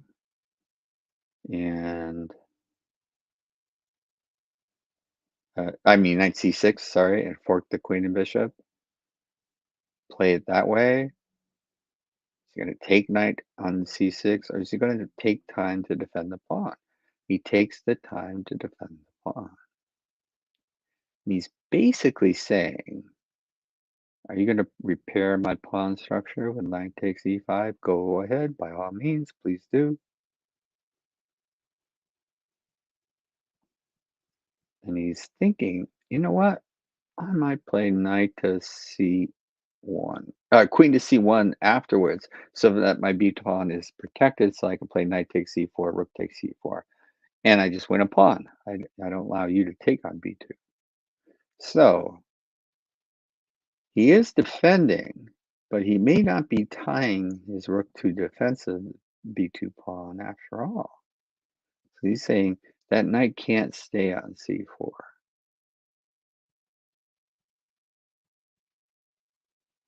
I'm gonna play queen c1, maybe rook d1, and activate all my pieces. My pieces will be active, they will not be passive defenders. Good move. Looks like a good move to me. Okay, take another sweep of the board, see if any position has changed. Okay, we have had rook. In this position, we were looking at queen d7. We were thinking rook takes f5 or rook d5. And rook d5 was played. And queen on b7 is pretty much the only move to make, I think.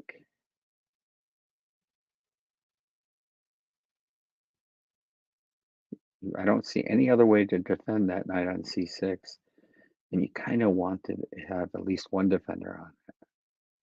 So the question comes immediately to mind is, do you want to play rook to d6? Attacking the knight, which is pinned to the queen. The only way I could see of defending it is bishop d7, but then you can play rook d4, exploiting the pin along the h1, a8 diagonal.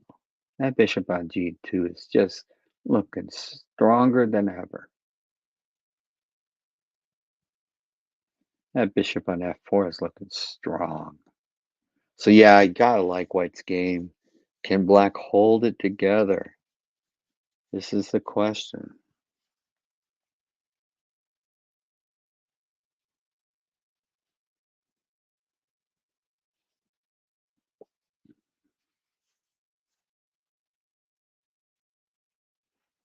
Well, I prefer White. Michael Lee has had a good tournament, but this is a tough position. So let's look at the game that's a must-win game here. We still have bishop to f8 as our last move. And so White is thinking.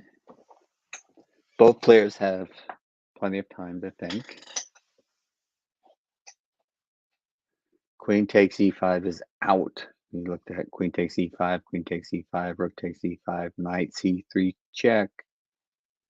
Is the spoil sport the scorpion's sting at the end of its tail? Ouch.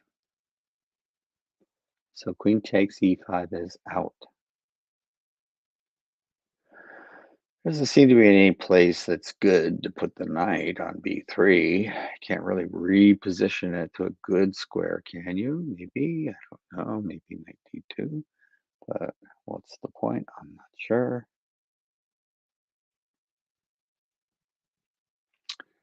It's queen f3. Okay, attacking the knight on d5. Giving up the pressure on e5, saying that, okay, you're right, I couldn't take it, but I'm going to attack the knight on d5. Now, instantly, I would move knight to b6 if I had to play instantly, but you don't.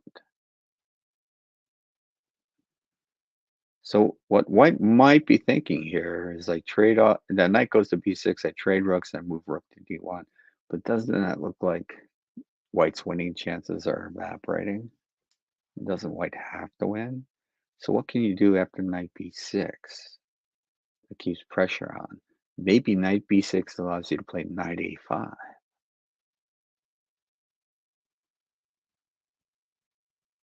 You're going to play knight c6 and knight takes e5. Hmm. Cowabunga. I think I would bang out knight a5 right now.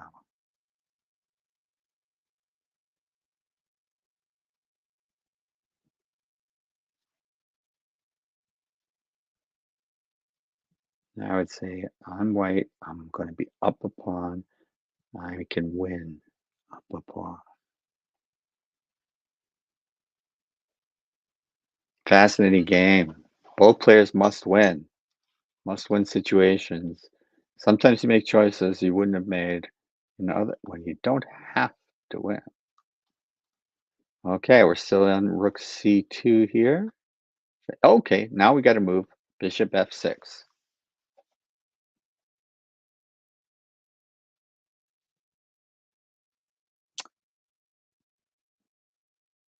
I still think queen c1 was going to be. So he's saying I'm going to take with the bishop on e5 and maintain my knight on c4 because my knight on c4 will be stronger than your knight on e2, even though it repairs your pawn structure to some extent. Huh. Well, I like white's position more than I did 5 moves ago.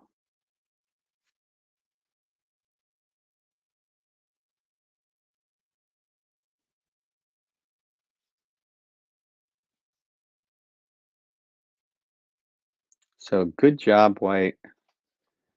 White has 17 minutes left. This is only the 20th move. Bishop to f6 was black's 20th move. So it took a good chunk of time for white to get to this position.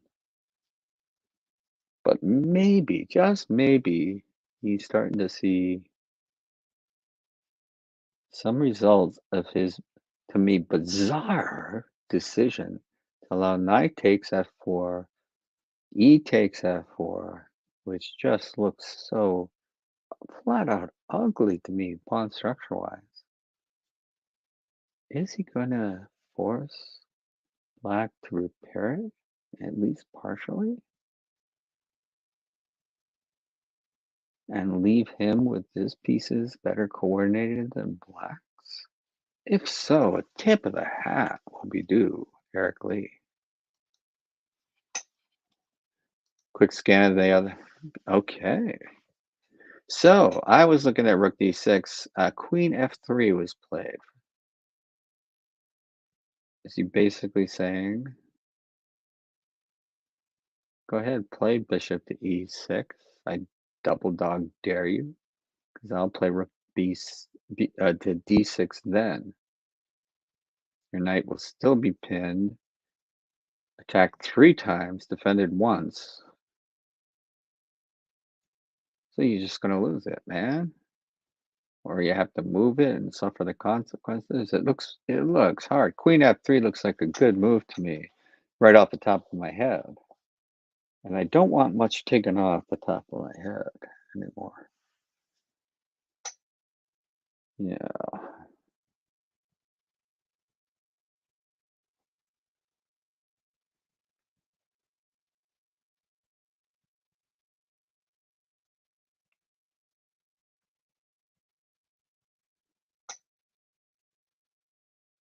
You kids wouldn't understand this, but get to a certain age and they start freezing things off of your face and scalp and taking them off surgically. And, you end up wearing a cap all the time. And you end up thinking, oh, the sun is not my friend. Stay out of the sun. But that's not kids' problems. They don't have to think about that. What they have to think about is rook d6 winning. What about rook to d8? Okay, rook d8, rook takes d8, knight takes d8, holds the queen on b6, on b7. But what about then rook to e8 check, picking up the knight? Whew. It looks like another variation that loses a piece for black. Can black hold this position? I just don't know. Just don't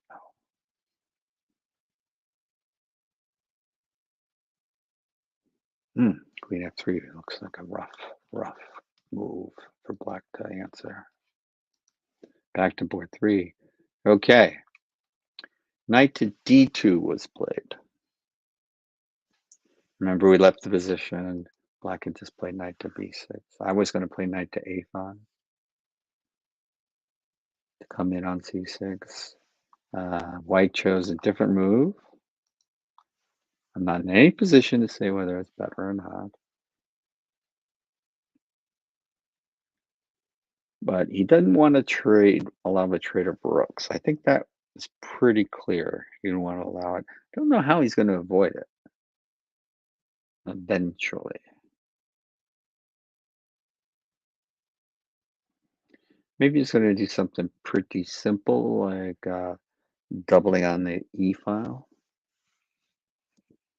Because if he can force f6, then that g5 pawn is going to be happy dancing that round, doing maybe the flamingo. I don't know what kind of dance, but it'll be dancing. So happy. Okay, so knight d2 is a way of repositioning the knight into the game. It wasn't doing much on b3. It's crying to move to e4. It's being, please, please, please, please move me to e4. All right, so black is saying, all right, I don't want white to rearrange anything. So I'm going to crash open the position. Remember, this is a must win for both sides. So, okay, the immediate you take, the first thing you think about is what if c takes b4? Well, that would allow bishop to b4, pinning the knight to the rook. Open the c file, which pretty much looks like black's going to get the c file. So this looks like a really good move to me.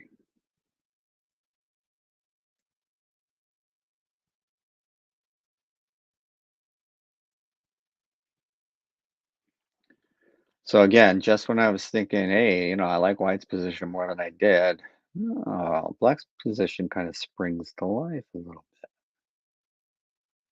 Those attacking chances, which I was saying, are starting to shrivel up on the queen side for black. All of a sudden, she says, oh, you bought that, did you? Okay, knight e4 is a good move because b takes c3 would be answered by knight takes c3, and the knight's perfectly happy on c3. Saying, yeah, well, what do you got? I've got my pieces defending my king. My king's safety is just fine. Thanks for asking. Okay. So what is black's follow-up?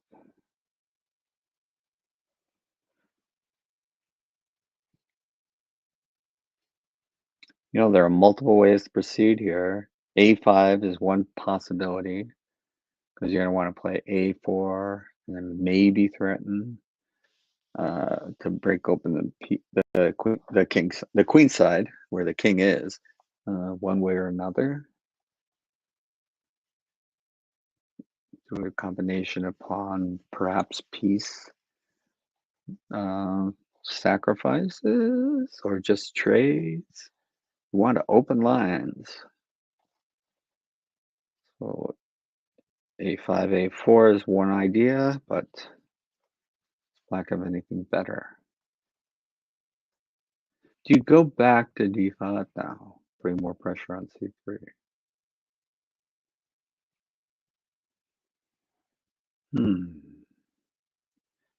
The knight really is as well posted as it's going to get on e4. c3 is another good square for it, no question.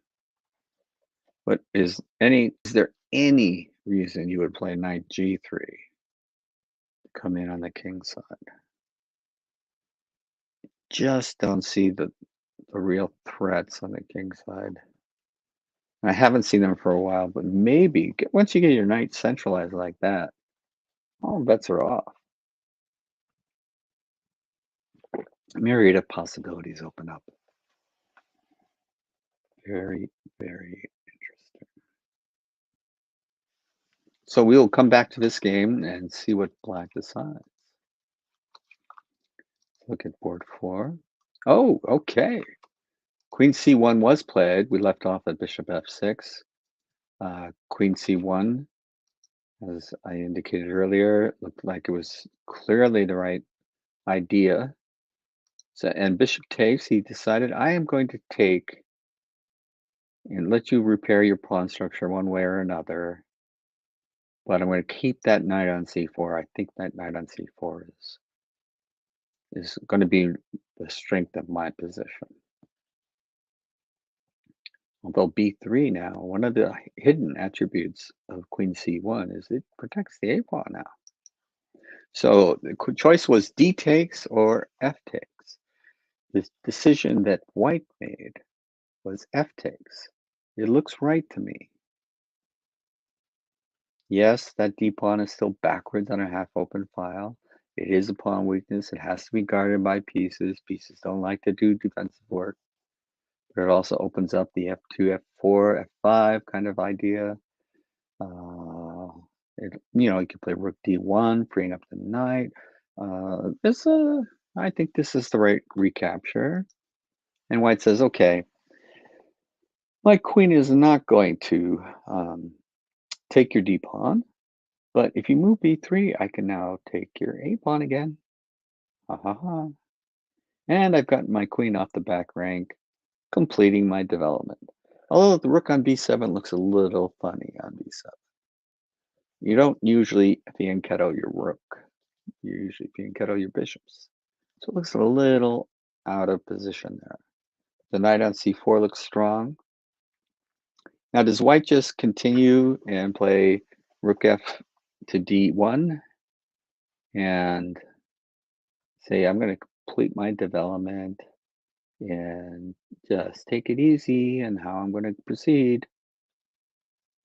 Maybe I'll lift it to rook to d3, shift it to the king side, make you all scared. Maybe I'm going to play f2, f4, f5, make you scared that way. White is trying to scare black.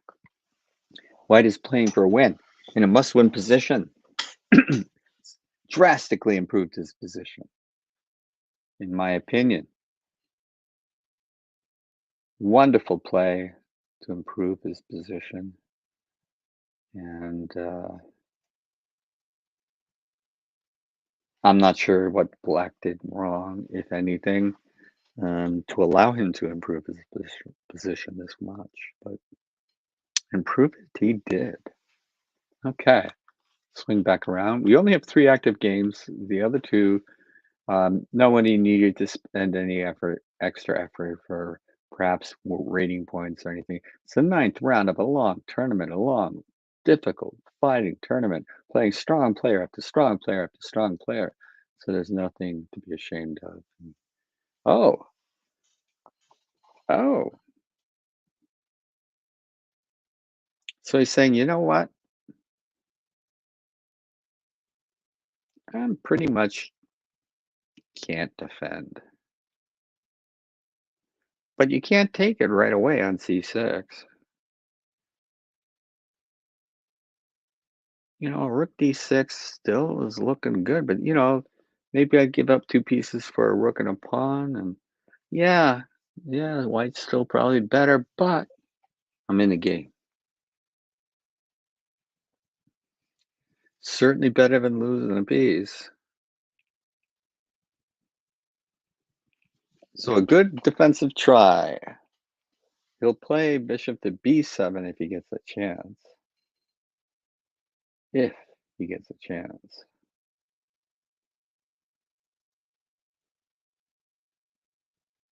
Hmm.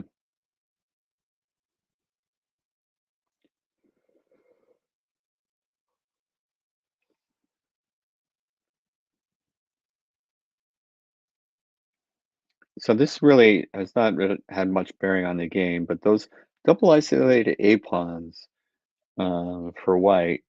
uh, Their weakness is now showing again because there's no real way to defend that a3 pawn. So you're going to have to make a strike somehow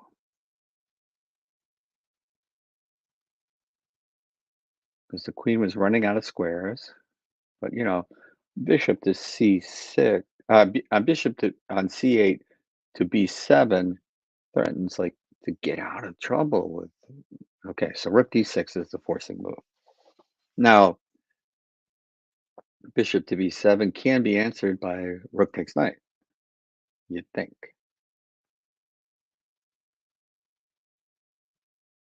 I would think.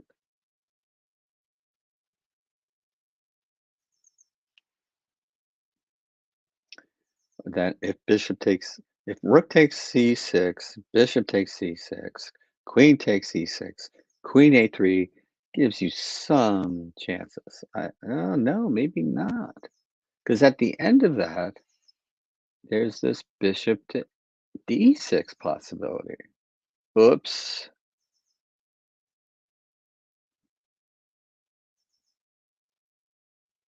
I don't like it. I don't like it like that.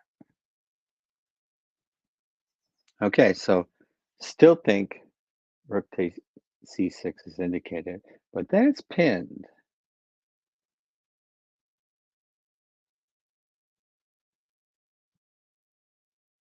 Could I play queen a4 instead of queen takes a3?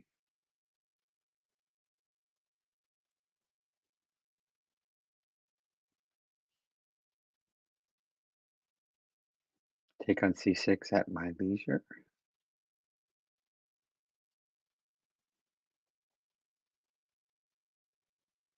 Because if you don't take it, I'm going to play rook f, c8, or rook a c8 at worst, or maybe even knight a5. So it's kind of by playing rook d6, and allowing bishop to b7. You pretty much said I got to take. Good games. And black found a way to continue the fight, at least from what I can tell.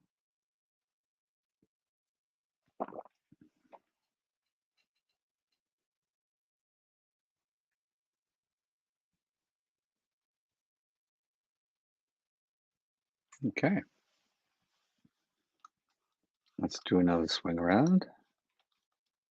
Three remaining games. Okay, so a5, a6, a5 is a traditional way of proceeding in these types of queenside attacks.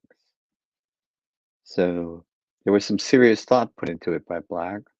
Uh, Black is down 26 minutes, plenty of time.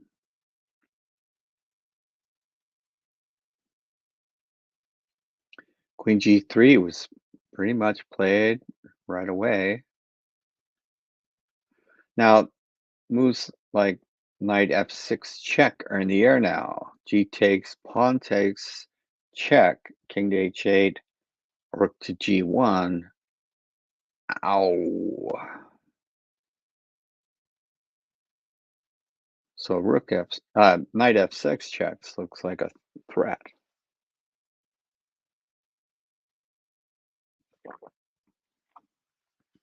Do you play? Can you play? Okay, how do you play? Because you can't really move the f pawn. Moving the g pawn allows knight f6 check, followed by queen h4. Uh-oh. Do you play king h8?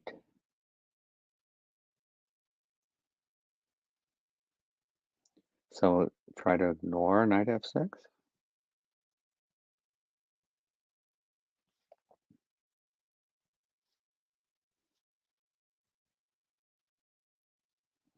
Hmm.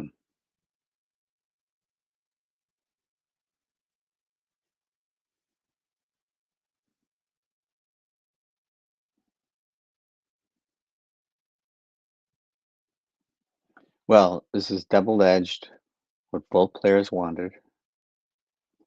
And even though I was not seeing the threats on the king side, white has manufactured threats on the king side. That bishop on c1 can burst into the game and get to the king side very quickly. So yes, it looks like a passive defender, but no, in fact, it could become an attacker very, very quickly.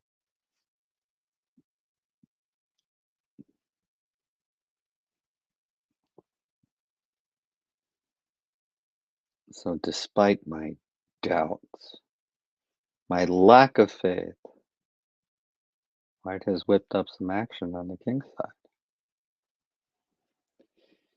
And black's attack on the queen side looks a step or a beat slower. Maybe just a beat, but a little bit slower. Because I don't think you can afford to play something like knight 8, a4 right now, which would give black some attempt, but I don't see the answer to knight f6 check. Unless knight f6 check can be met by king h8.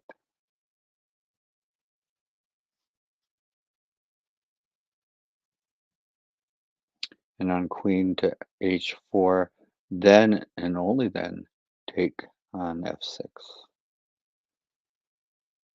That looks very dangerous to me, but maybe is playable.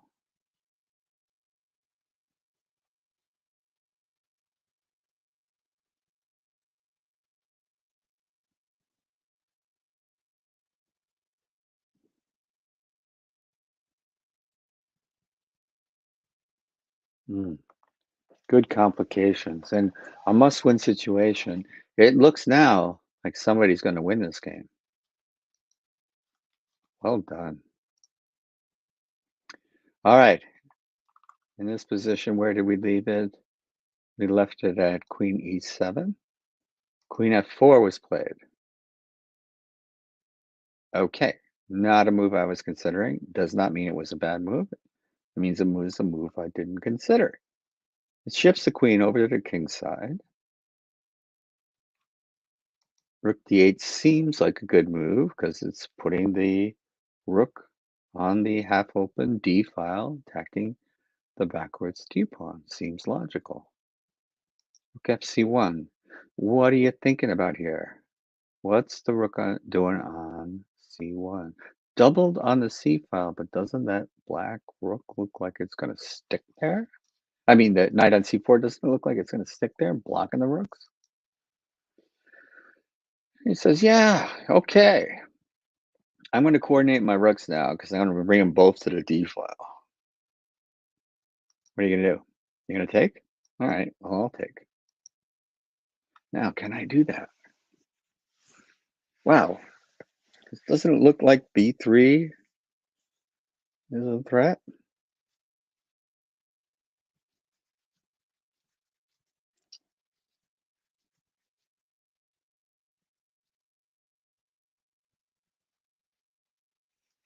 It looks to me like B3 is a threat.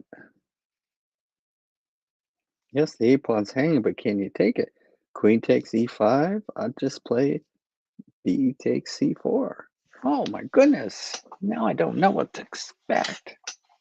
I just don't know what to think. He's saying if queen takes E5, rook takes knight. Ha ha ha. And I've shifted my knight over to the king side. It's going to come into the game via H5, maybe through E4. But you can't take on E5. Can you?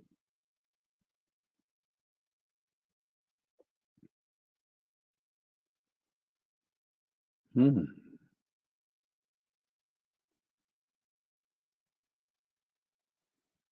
Interesting games. Good try.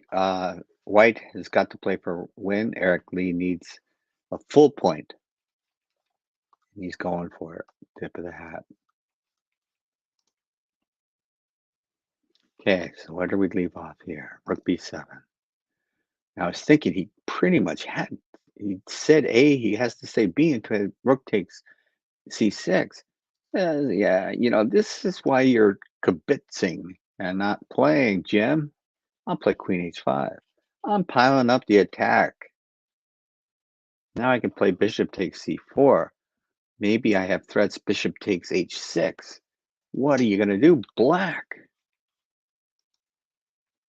Oh, he says, you know what? You're going to have to make a choice here because if you do nothing, I'm going to take your rook on E1. Mm, good, good game. I tip of the hat to Michael Lee, finding defensive resources that I did not. Um, I did not see. Whew. It, I'm immediately looking at rook takes E8, rook takes E8, bishop takes H6. That's the first thing I'm considering.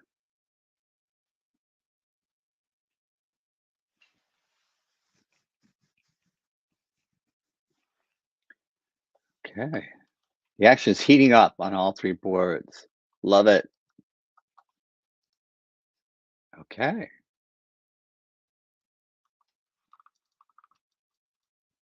After queen G3, played rook takes D1. Well, I want to start cutting down on this material. Now, Black says, yeah, you got a lot of material. Well, I'll trade rooks. And then I'll attack that knight because it's no longer defended. And if you play knight takes F6, the queen is at least on it.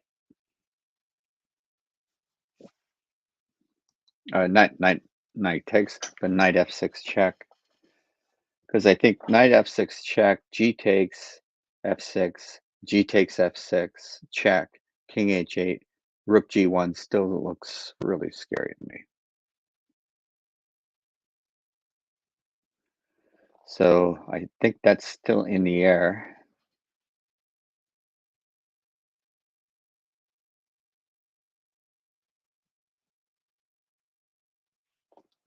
Very complicated position.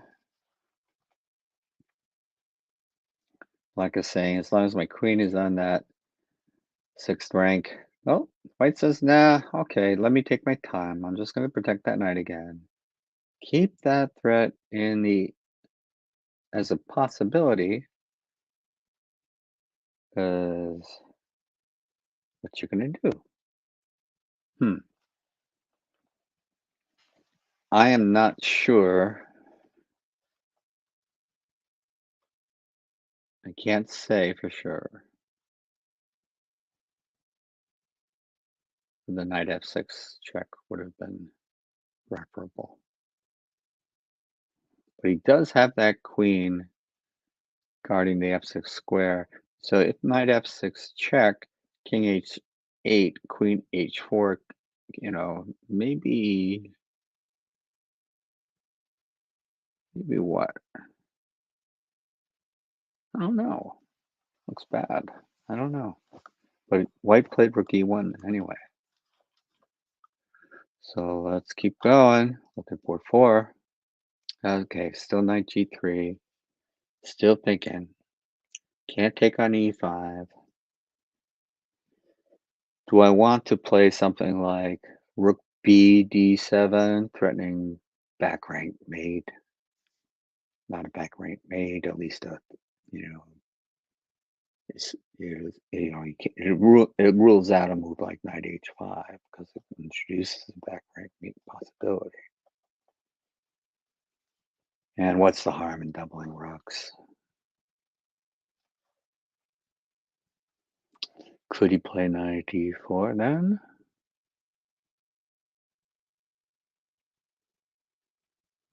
Because now queen takes E5 still falls to rook takes C4.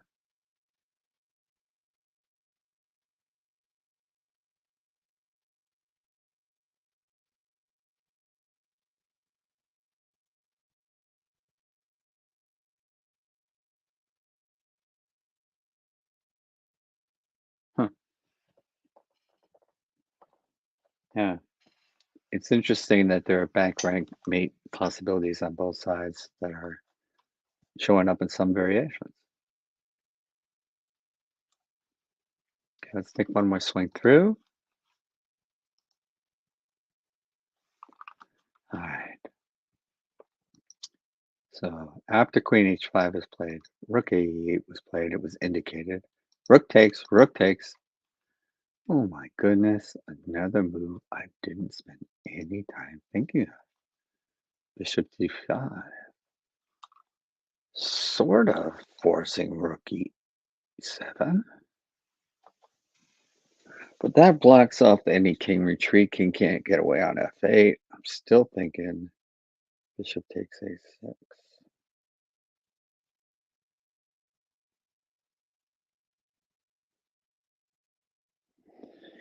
Black is really trying to hold this position.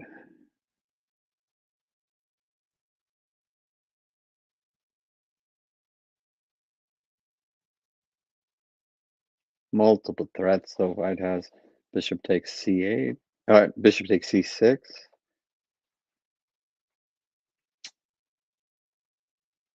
Oh, it looks a little scary to me.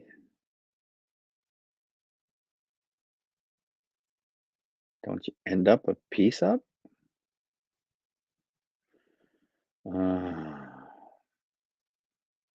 This bishop to H6. It's pretty forcing.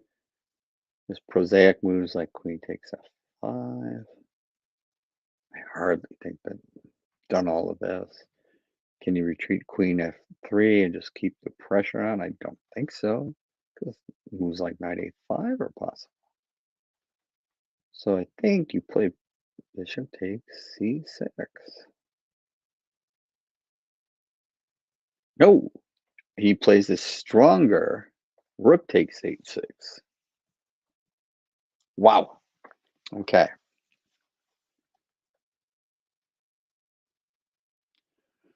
Okay. So you've got, if you've sacrificed, you've got to take it. If you want to refute it, G takes H6. You play bishop takes H6, threatening immediate mate by queen G5 check. The F pawn is pinned. You can't move it into the game to help the rook get over. That's not possible. It's pinned. No knight move would help. Would it? Would a knight move help? He does take. Okay. So now how do you recapture? I'm looking at bishop takes H6 first.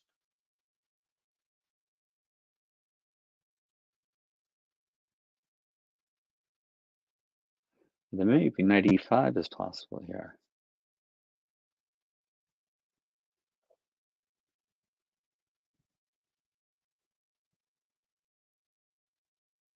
But then queen G5 check.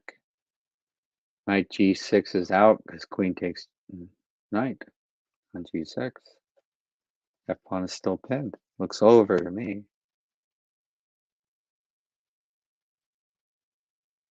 Ouch. Very impressive, White. White has looked like there's some tactic that's just going to win outright, even though Black has come up with defensive resource after defensive resource. I'm pretty sure White is down to 11 minutes, 12 minutes. That doesn't work. Yeah, queen G5. So good night, Irene. Queen takes knight.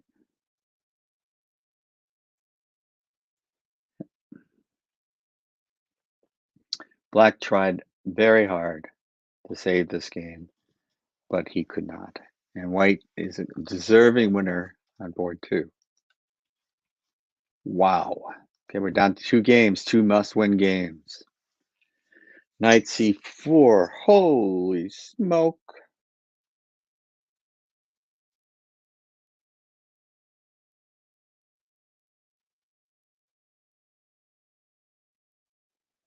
Consistent. He's saying I'm going to allow knight F6 check. It's not winning. I'm saying I think it might be. Don't tell anyone I said that. But I think it Torres. Could be wrong.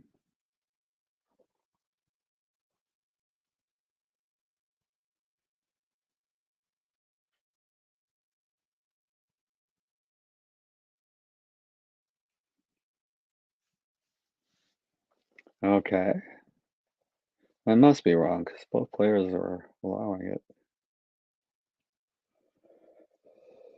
Oh, and not playing it. So knight c4. So are you threatening knight takes b2, for example, and then pawn takes c3? Might be too optimistic. I think you might need rook b8 first.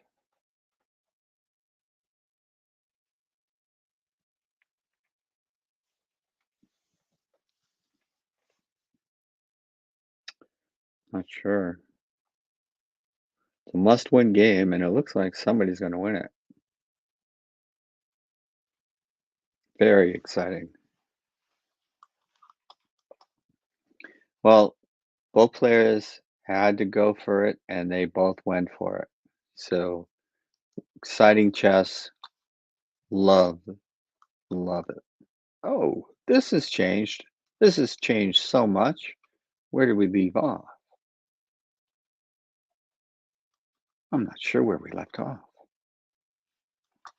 Did I just lose my... No? Okay.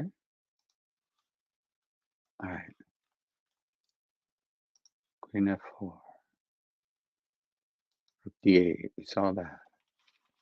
Rook fc1. We saw that. c5. We saw that. Takes, takes. Knight g3. We saw this. Queen e7. Prudent retreat. a4. Looks good. And that back... Well, it's not a back rank, maybe. So he does take. Oh, an intermezzo. Says, where do you go, queen? Where would you like to go? What? I wouldn't have done that. Is there a threat that I'm not perceiving that he would have otherwise?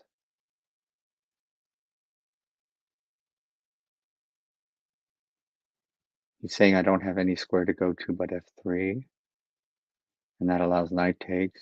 So I don't like that at all. So I'd play here, here, here, here, here. Wow. Okay, I've got 6 pawns to 5. So roughly the material is equal, but it's so much more difficult for white to coordinate the pieces. I don't like this at all for white.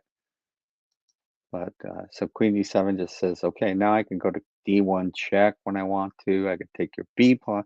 What are you going to do? So I'll take some left. I'll take some left. A little air around the king. So all these back rank threats are gone now. Or all these back rank. So now the pawn is under attack on d5. Would you play rook c6? I don't know. Rook e4. He's giving up that pawn. He's going to say, I'm going to play rook e2, and I'm just going to have a fortress. But you got to win. How are you going to win this? Wow, this game took a real turn.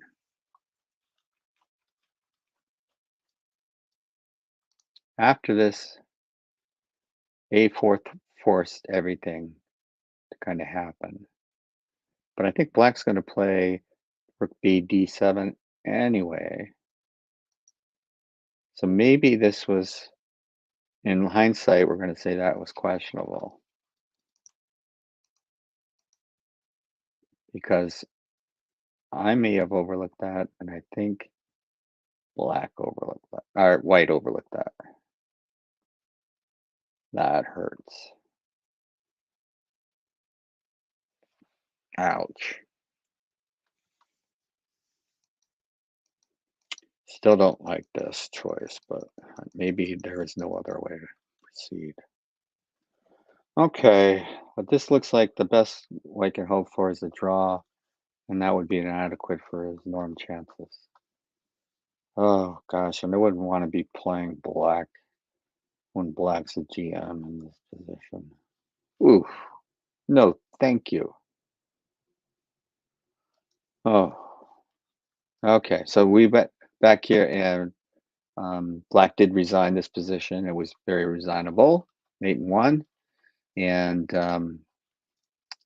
so we have two games going now. Nicely done, white. Tip of the hat. Okay, so we're still after knight c4. I'm not going to calculate knight f6 check, so somebody else do that for me. It's going to need to be that time of the evening where I no longer trust my calculations. Okay, it seems like uh, black is hanging on to a defensible position. I mean, white is hanging on to a kind of a fortress setup and says, I'm not going to let you get anything done. But I don't like white's chances. I don't see any winning chances, and I only see losing chances. Uh, so I think if black offered a draw, I'd just say, yeah, I got nothing. F4, some try to mix it up, but I don't see it. Doesn't mean it's not there.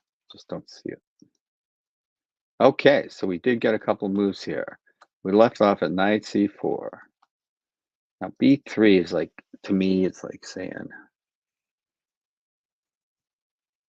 okay, now you have multiple targets. And play knight d6. Interesting. Knight takes looks, yeah, okay. Someone's still going to have to show me why knight f6 didn't work, but okay. So now what are you going to do? What you going to do? c4? Yeah, c4 seemed safest and smartest. Okay, so now in the ending, white has a protected pass pawn. Now, continuing the attack on the queen side, because b3, by playing b3, establish b3 as a target, a4 attacks it. So it seems like the a file is going to be open for operations. Is that enough?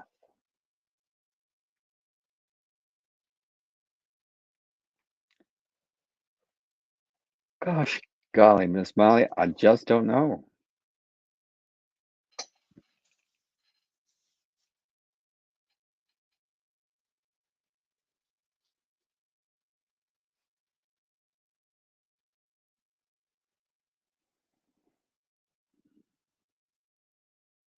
He's saying, okay, a, ta a takes b3, a takes b3. I'm not afraid of what you got on the a file, because you got nothing. Often the opening of one file is not sufficient to deliver checkmate.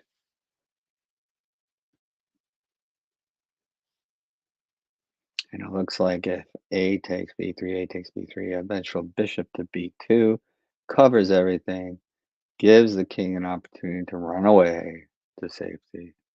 And I'm just looking at a pass c4 pawn, looking really strong in the ending.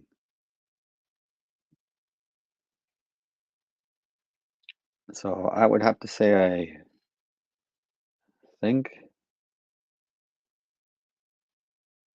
I think I prefer white.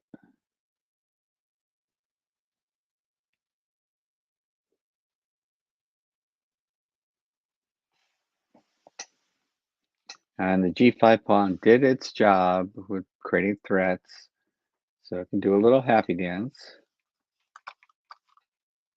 Okay, a takes, I think is clear. Am I not right? I think it's clear you play a takes. There's really nothing along the a file. It's scary.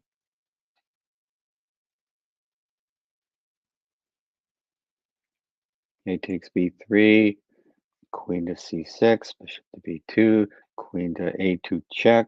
So what? I can just play king to c1. There's really no way, is there, to add any threats? Don't see it. Yep, he takes very calm, cool, and collected. Okay, when we talked about the pawn structure, but it was easier to create from 3-on-2, the 3-on-2 on the queen side to create a pass pawn. That has been done. And black is still far, far away from creating a pass pawn on the king side. So this and any ending, queen and pawn, bishop and pawn, rook and pawn, any combination, white will always have the advantage of a protected pass pawn, often sufficient to win. Okay, so one decisive game so far on board 2. Michael Lee put up a yeoman's defense, but eventually cracked under the pressure that Ming Lu put on him. And I would have cracked earlier.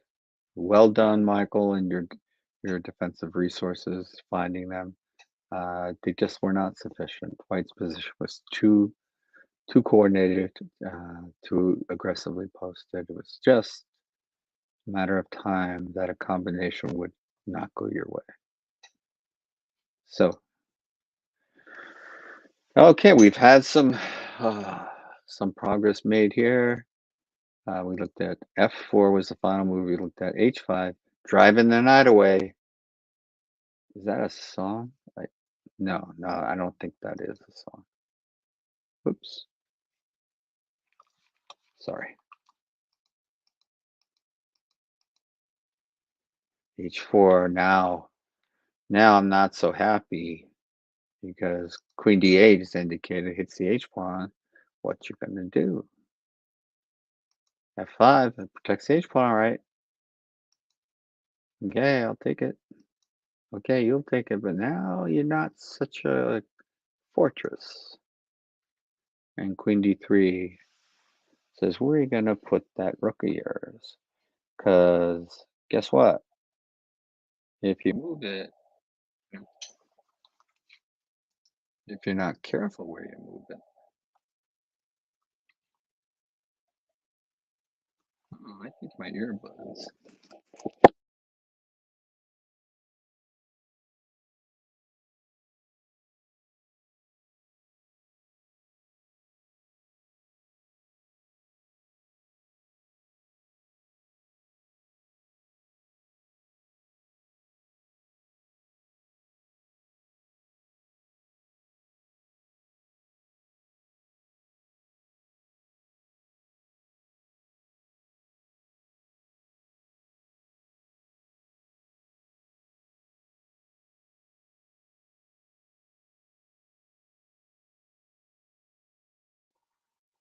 Okay, hi mom, if you can hear me.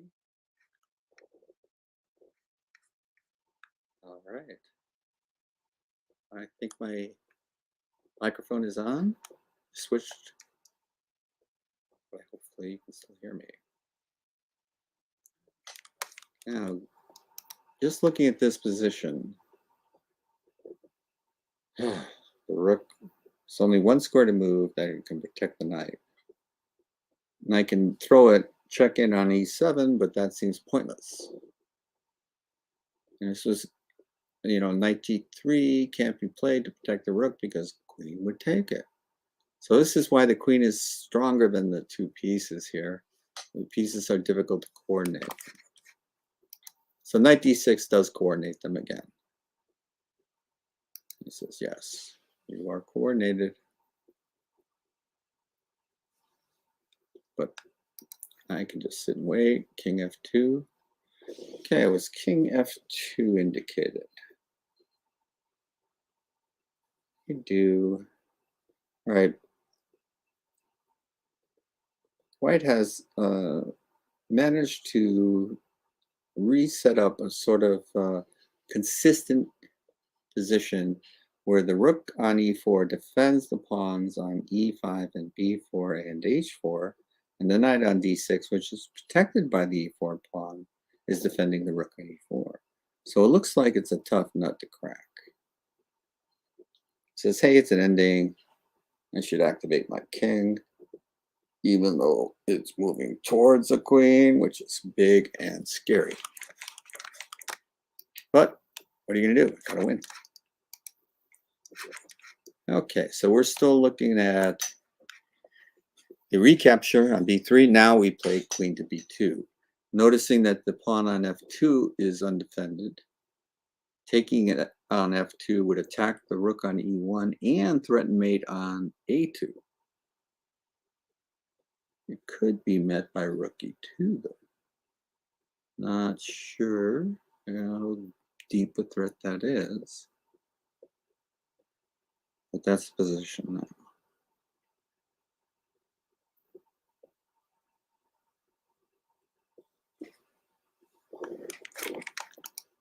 If anyone wants to make a comment to tell me that they can't hear me, please do so.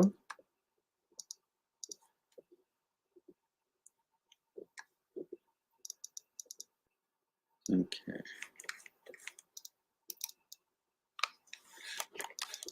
I think white is thinking now.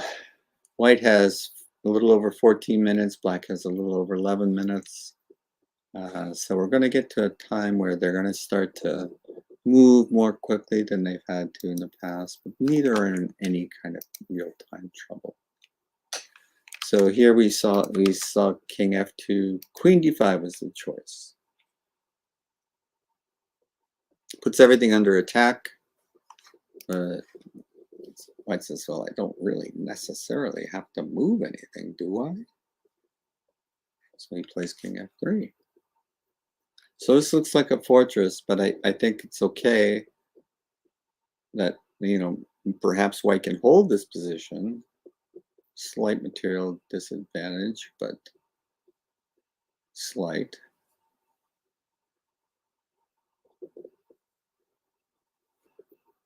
And because I think white was in a must-win situation, I think it's going to depends on how difficult black wants to make it for white in terms of pressing for a win. And does white have any real motivation, maybe rating points to press for the win? I don't know.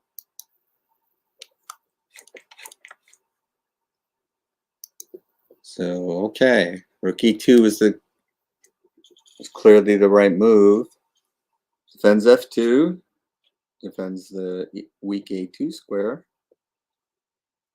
So if queen a6, queen b6 was worth a shot. You know, maybe he's thinking about something else and he overlooks the pawn on f2. You know, who knows? Maybe.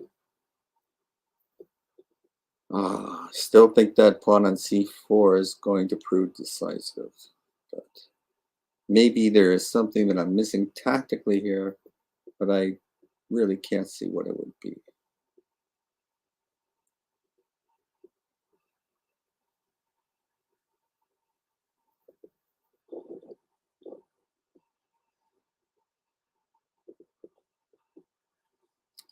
But there's still a ways to go before we can achieve a real ending where the material is insufficient to mate and you can ignore these kind of tactical little threats and tricks and just like activate your kings because it's truly an ending.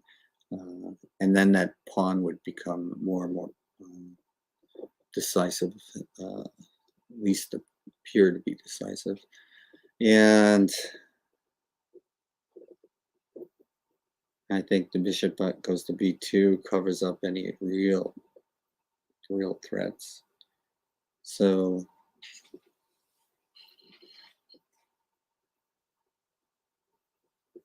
I don't see any decisive attack by black. I think it's a matter of time before they end up in the ending, which, as I've said, will always favor white. And let's take another quick look before, see if that position has changed. Okay. King e3, queen e6, interesting. Not sure what that threatens. Huh. Not sure what that threatened. Knight c4. Well, now queen f5 check is possible. Rook f4. This is looking a little scary to me. Queen d3 check. Knight e3. Again, he's setting up a position that looks very hard for black to make any progress. Now white is down to a minute, just over a minute. So black is playing on now to try to exploit, to try to force an error. And now he's attacking the pawn on e5. So a move like rook to c4 would be a mistake. But rook to e4 is not a mistake. And it's, again, sets up that position like, well, how are you going to make progress, black? How are you going to make progress? And you get 30 seconds every time you make a move. So now white has a minute 30. Black has over half an hour to move, so he can take his time, set dastardly traps if possible. Only possible. Board 3. This position has been unchanged. Black is down to about just under 12 minutes, and white has approximately 13 minutes. So they're not quite, anyone's not really in rush mode yet. But you can't think for a long period of time until you force yourself to be in just move on instinct, which nobody really wants to do except for Walter Brown. He loved that. I don't know why. Okay, so that's a good move. Queen to c6, because now the king can't move away from the rook. The rook can't move because it's pinned. The king has to, if it's going to move. Okay. So that at least has a serious threat. Knight takes e7. Knight to e7 check, winning the queen on c6. So don't play g6, black. That's my only advice for you. But you could repeat position probably with queen to c3 check, knight to e3, queen c6. That might be a peaceful ending to a hard-fought game. Okay, so black has chosen to move, now has 7 minutes left. Bishop to c5, reintroducing a threat on f2, but giving up the pawn on e5. Now, obviously, though, taking on e5 would allow bishop to b4, it appears.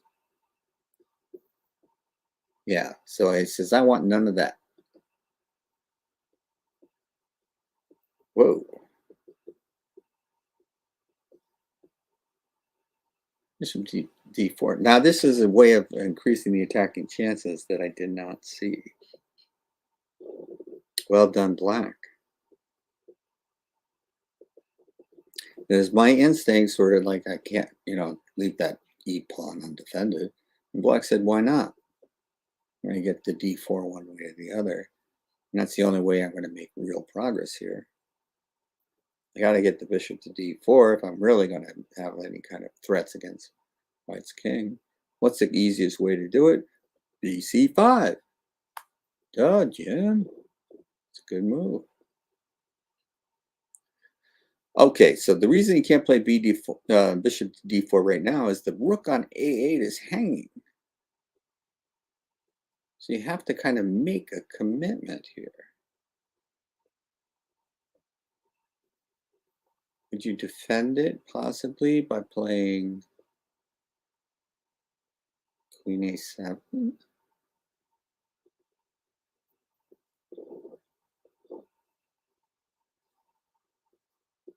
Let's take a hard, long look at that.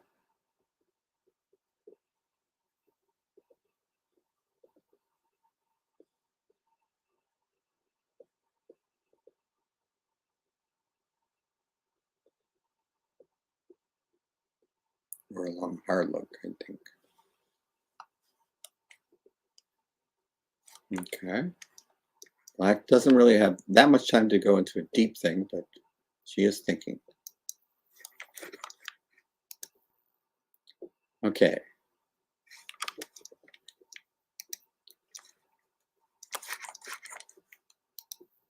And as I said, this queen c6 would repeat the position, so black is still trying somehow to win.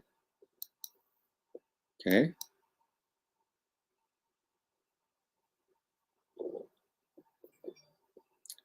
I don't know.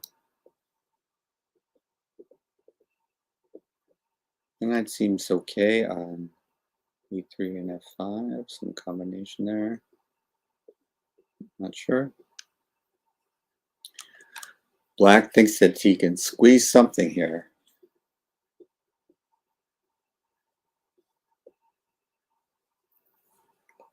Yep, this is the time to get g6 in, taking away that f5 square, so that's a good move. That is progress. And white doesn't have a lot of time to think.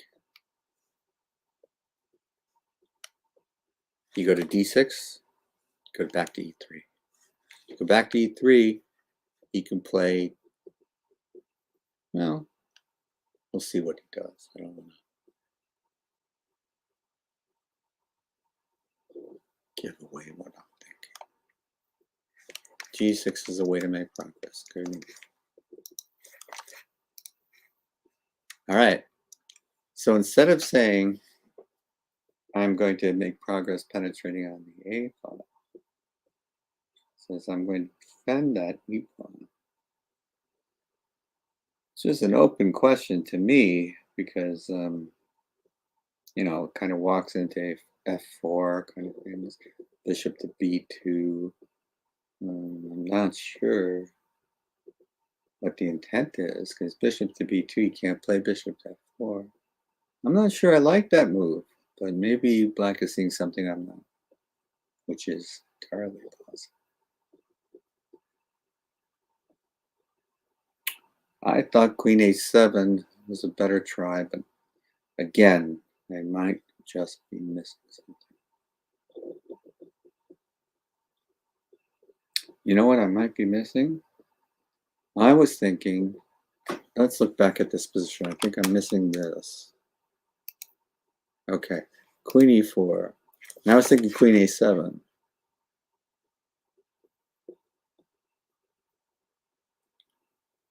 And if queen takes e5, bishop d4, but that might be a problem because queen e8 check. Oops, back rank. Oops. So maybe black said, oh, doggone it. I want to play bishop d4, but I can't. I better play with d8. Black is down to 4.5 minutes. Again, plenty of time. You got 30 seconds to move. Plenty of time to give yourself enough time not to blitz off a move without thinking. Enough time to assess the position. Ooh. Black saw a way to continue the attack that I had considered. And white just said, that would be a little awkward if you do that. So I was thinking, what I want to do now.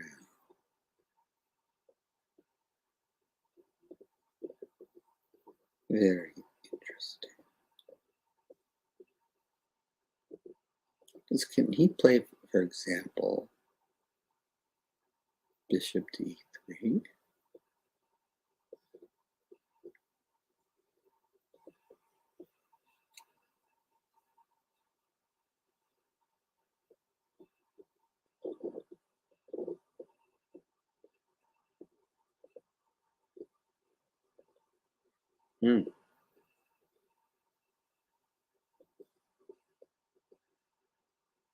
Really don't know. Seems desirable if you could.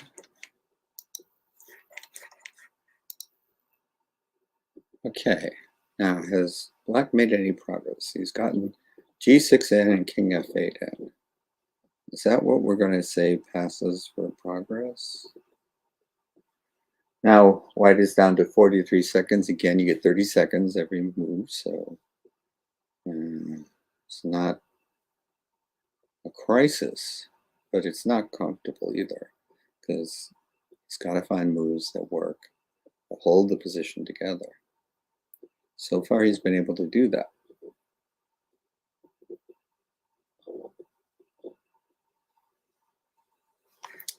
What is Black going to do, though? What's Black's long-term prospect?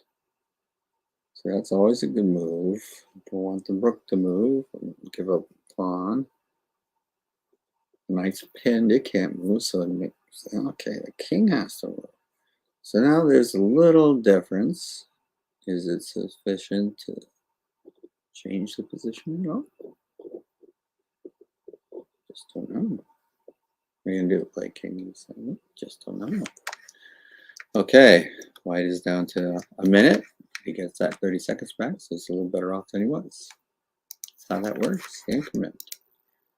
Okay, White is in a deep think now. White had almost 13 minutes to think before White gets into any kind of time scramble like situation. Okay, Black just keeps moving and saying, you got to find the right move. You've got to find the right move. I keep challenging you. What are you going to do? Sorry. King F3. Doesn't sound too complicated. Rook C4. Now that looks a little more risky to me than necessary. I probably would have just played King F3. It's got a minute and 9 seconds, so he's keeping around a minute. It's perfectly good. Perfectly good. Okay, Rook E8 has caused White to go into a think. How do I make progress? How do I make progress that wins this game? Neither player wants a draw. I want this decisive win. I like White's position. Is this sufficient to win? Stay tuned. Okay, now Black has played Queen E2. And you know, this is not the same as when the king was on F3, because now Queen F2 is possible. Now it can get a little dicey.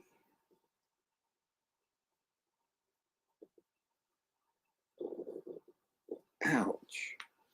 So Rook E4 looks indicated. Okay, King E4. Not on my radar screen, but that doesn't mean it's not a good move.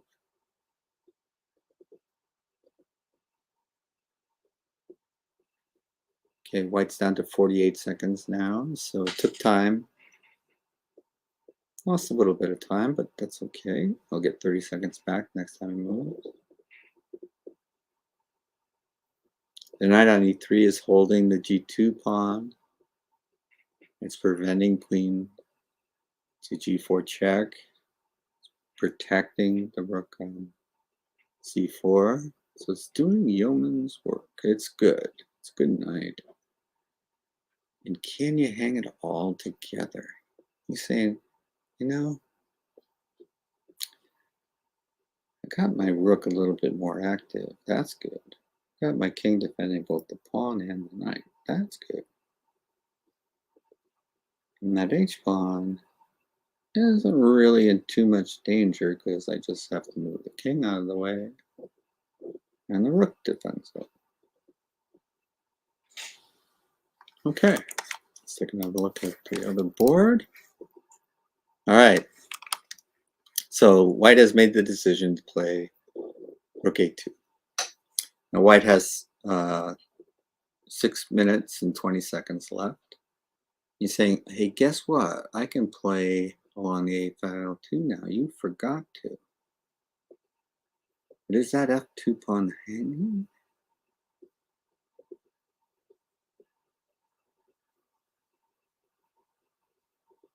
or is then answered by rook a8. Putting some black back rank pressure on again. Yowzers.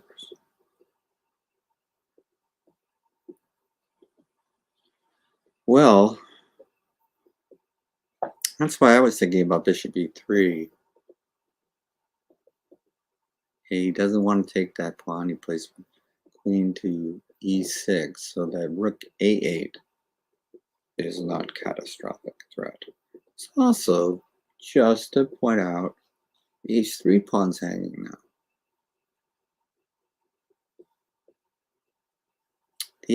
The f2 pawn, h3 pawn are loose. The whole pawn structure on the king's side, they're all loose. So, yeah, you can have your pawn on c4 and protect the passed pawn. It looks really good, but if I win a pawn and blockade that c pawn, I have the winning chance. So this game is far from over. Black is down to just under 3 minutes.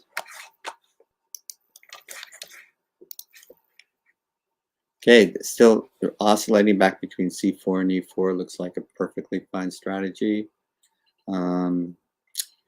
If the queen gets off, it does releases its attack on e5. We're going to c4, seems perfectly plausible. So I'm not sure. But black is still putting pressure on white to find the right defensive move. And this is another move, doesn't do anything. It says, okay, now you got to find a move, right? And just the fact that you have to find a move takes time. Whoa.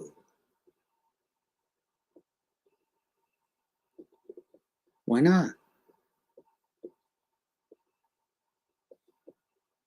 If queen b3 check, knight e3, everything holds. Imagine white just yeah, and white's got 2 minutes now. So that sequence just added time for white. Didn't seem to gain anything for black, but it gave white some extra time, easing the burden of defense. This Larry Christensen once said this is black is torturing white. He's not trying to necessarily win. He is trying to win, but he's through the process of torturing until white makes a mistake because he just can't stand the pain.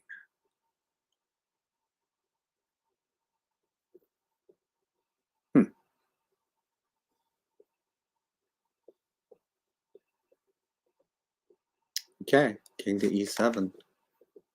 White is thinking about that. Back here, okay, h3 to h4. Says, yeah, I saw that pawn was hanging. No, I don't want to give you a free pawn. Okay, so white consolidates white's position.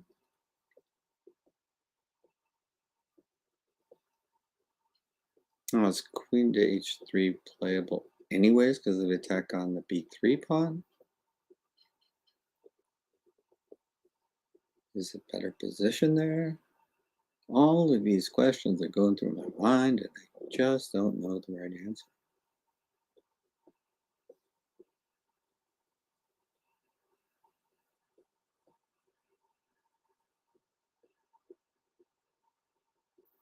Yep, that's what he played. She played. Sorry, queen to h3 attacking the b3 pawn.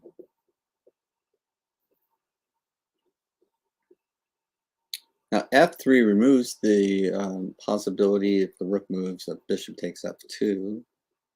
So he's trying to coordinate what those pawns on the king's side were all kind of loose and now they're tightening up a little bit.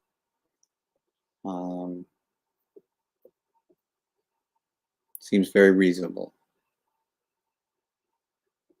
Black is thinking, what do I got? What can I come up with? to make white miserable. Can I come up with something? Okay, that's thinking. Doesn't have a lot of time to think, but she's thinking. Okay, so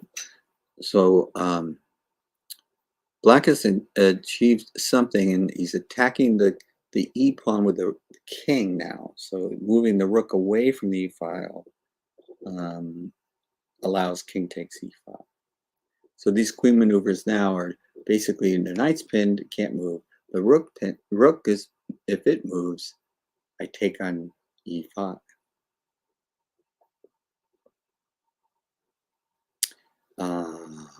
But maybe he can play something like rook f4 and take on the f7 square.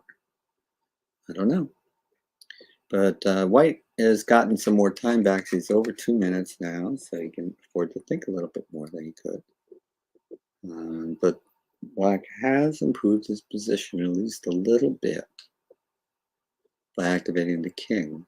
Getting the king in the game has created the possibility of playing king takes e5 if allowed. Right now, the knight is preventing it from getting anywhere closer. So there doesn't seem to be any like checkmating or check and pick up some hanging piece someplace. All the pieces are protective. But White has, rook f4 is played. That seemed like it's it was the only way to make a move. It didn't, it wasn't quite Zugzwang, but it was almost Zugzwang. So Black has to choose now. Do I want to play king takes e5 and allow him to play rook takes f7? Is there any possibility of me exploiting that position, creating winning chances? Is it better? Are there better winning chances in that position than there were in this one, which I can just simply maintain?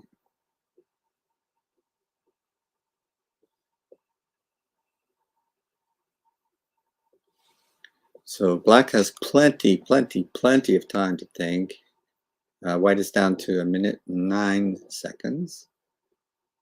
So that did take about a minute to decide that. It's a lot of time when you don't have much to take on a move. But okay, what happened? Okay, after f3, queen f1. So I say that basically Black is going for it. Okay, that was indicated. That was the threat of rook a2. Rook takes, queen takes, bishop f8, right? Yeah. Okay, so that's where we stand now. King c2 has been played. Okay. 5 pawns each. Both have a queen, both have a dark squared bishop. What do you say? Who's doing what to who? All right, what about queen e1 right now? That seems to walk into bishop to d2. And if queen takes h4, which is my original thought, then bishop to b4 looks awfully hard to meet. So I think Black has got to do something about that.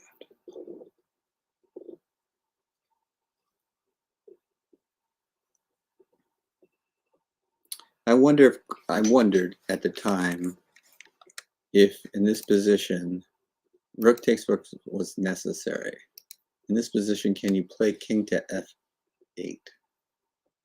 Probably not. Yep, you can't. Rook takes rook, king takes, queen c6 check. So yeah, that's out. Okay, so this may have been forced. The reason I didn't like it is because the bishop's passive now. And in these kinds of positions, you want to be the attacker. You don't want to be, okay, queen f2. Here's bishop. So what does he do? Just takes queen to c5 or b6, protect it that way. Oh, it is pretty passive. You don't want to be passive. aggressive in these positions, but these are also forcing moves. Now black is down to 1 minute and 17 seconds. Black has no time to really think. White is up to 4 minutes and 24 seconds. So white's moves have been easier to find than black's. And it's showing on the clock. Queen b6, yeah, you know, you had to play that, or queen c5, it looked to me. So, but it took a lot of time to do it. 47 seconds left. Okay, so we did see king in this position after rook f4, king takes, rook takes, queen e4 check is thrown in there. White and king to e2. Okay, now white is down material, and this time it looks like significant material. Still got 2 minutes 23 seconds, so time is not a factor. And now that you have a passed a pawn, I would say black is winning. So activating the king and allowing it to capture on e5 also won the b pawn. So black's maneuvering, which seemed to just be trying to squeeze white on time, hoping to create a blunder, all had a point. Prove the king position. Actually establish the pawn chain f7, g6, h5, so that the knight couldn't get in among the light squares. And, you know, then advance the king, then and only then advance the king, put it in position so that, you know, really white had to make a move like f4 because he was just almost sooks one. So king takes e5, rook takes f7. It's all good except the b pawn falls too. Once you took the rook off the 4th rank. Oh, so now a passed a pawn. What a headache! I don't see how white can hold this now. Good try, Eric Lee, but if you draw this, I'd be surprised. And I think you have very, very little chances of winning, which you needed to do. Good effort. Okay, so after queen b6, which is where we left this, queen d5 was played, attacking the e-pawn. Bishop d6, fine. h5, okay, now g6 is a threat because f7 pawn is pinned. So this is, no, it's not. I'll just move there. Black has still got 48 seconds, so she needs to gain some time. Oh, man. Such pressure. And they're playing so well under it. I'm really impressed. Really. Well done to all players in this tournament. Well done to all the tournament organizers. Okay, so he's saying, all right. Gotta get my rook back to defensive position. But that doesn't stop the pawn. And I'm sorry. Pawn can just keep rolling. Yeah, that doesn't really stop it though, does it?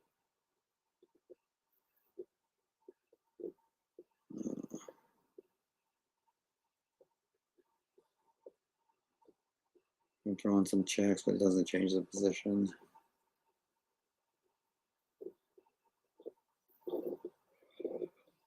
Okay.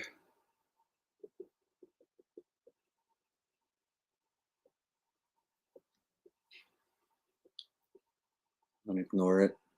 Played a3.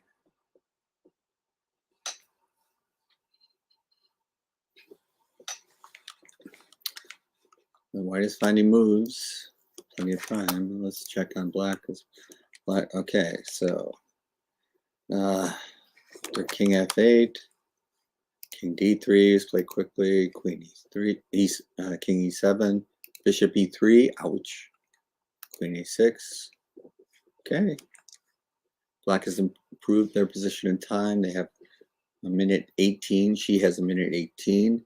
And white is down to 3 minutes, just under 4 minutes. And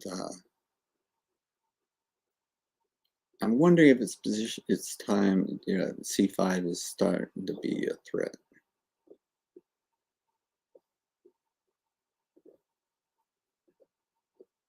Do you play king e4 here?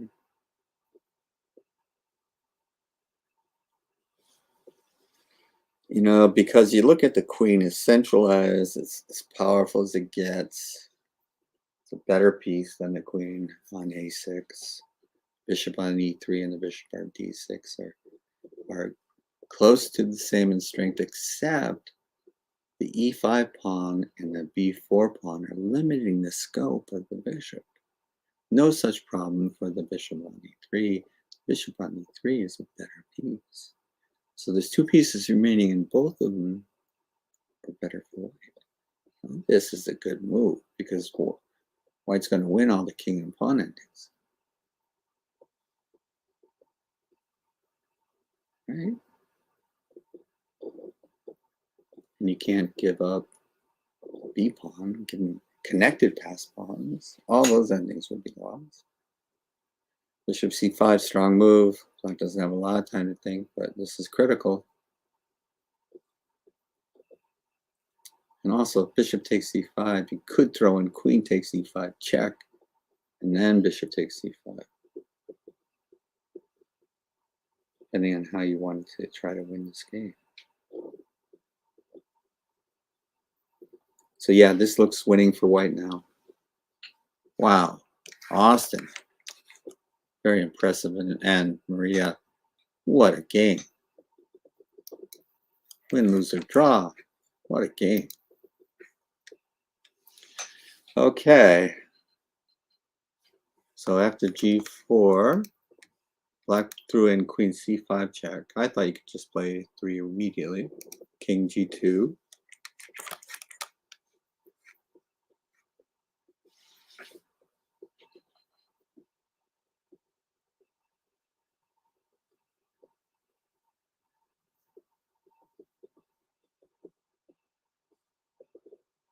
I can't see any reason why not play a3.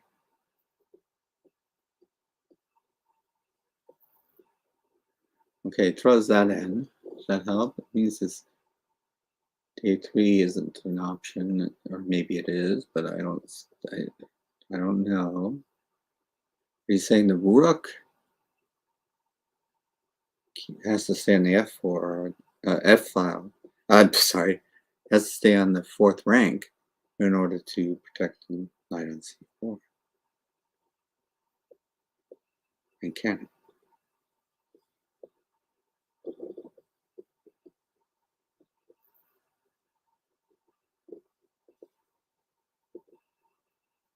Well, that looks like a good defensive resource.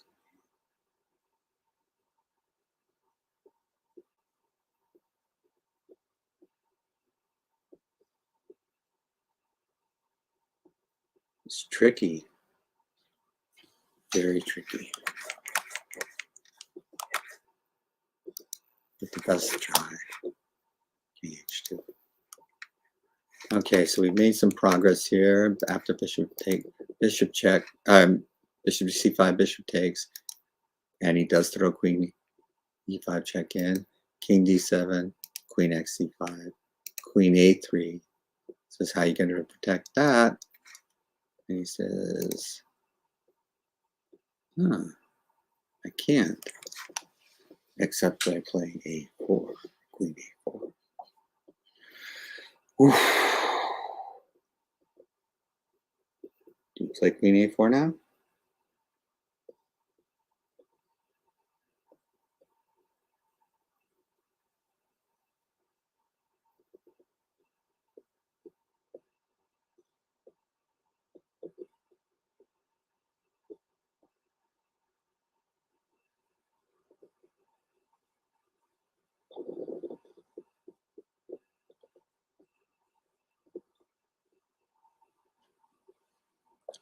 King e4 looks a little messy to me. Queen a4, queen c1 looks a little messy to me.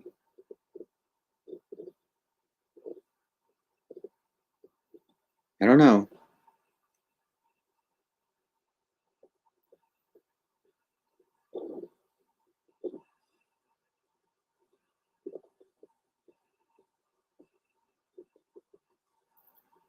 Yeah, Queen A4.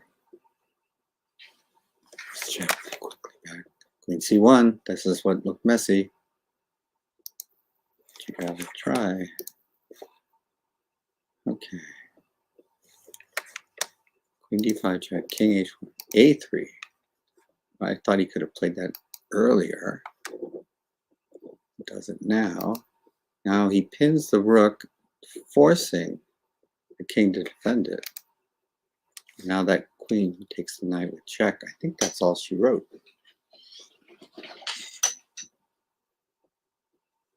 My personal opinion is that the rook cannot survive against the queen, even if there's no pawns on the board. But with pawns on the board, it's even clearer. So, well done. Okay. So what do you do? Take the pawn? Yeah. Queen takes on b4. Both have a minute and just under 2 minutes. Plenty of time with all, I think, with all of these increments. Okay, so black is saying, I wonder if I have perpetual check chances. And white is going to say, oh, I hope not. That would spoil all my fun. Ooh. Ooh. Ooh has been called. Yikes. How do you escape this perpetual check? Go king to d3. Trying to run away to c2. It's possible.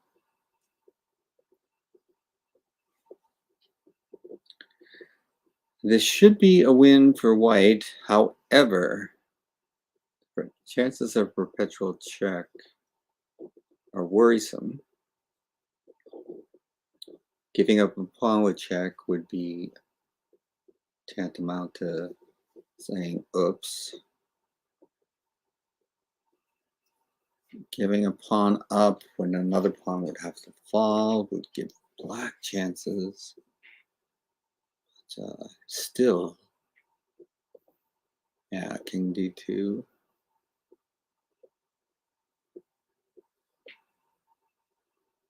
I'm surprised at that. King d2. I would play king d3. Oh no, because that allows queen d1 check. So king d2 is preferable and a better move. Okay.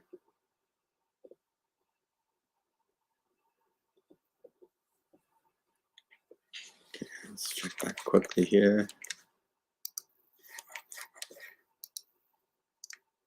Oops. Ball game. Yep. Well, that was a marvelous way to exploit a small, minimal advantage. Well done, Black. I am sorry, Eric Lee, you gave it the old college try. That was an impressive game. Well done, both sides. Okay, so now, what the heck? Queen d2. That's what I was saying. Giving up with check. And you give up another pawn? Oh my goodness. Who's winning? I don't know.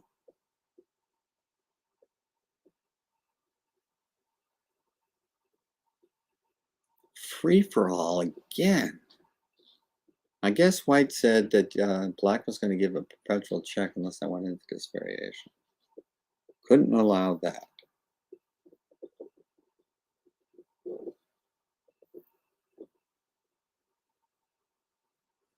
Now black still wins. White still wins all the king and pawn endings. So, whew.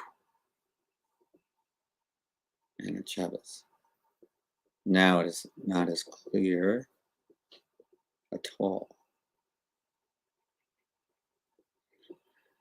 Oh, it would be so hard after this wonderful display of chess for the game to end in a draw.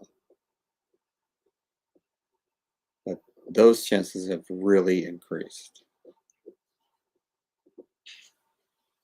That chance of ending in a draw has really gone way up. Not that I'm happy about it, it's just that, objectively speaking, Black may have been aggressive enough to hold the position. Well done. Is that protected pass pawn on c4? You know, it's got a problem that Black has a pass pawn on f2, f7 now, yeah, but once it gets to f5, it's rolling just as fast as the c pawn. Holy cow.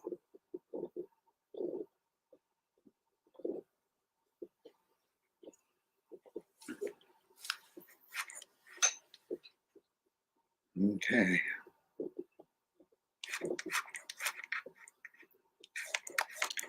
Well, sports fans, this is the only game that's going on.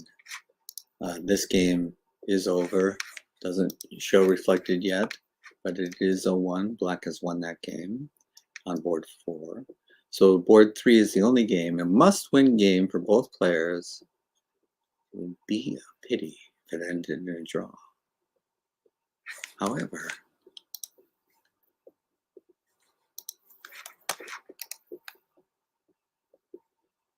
it's looking more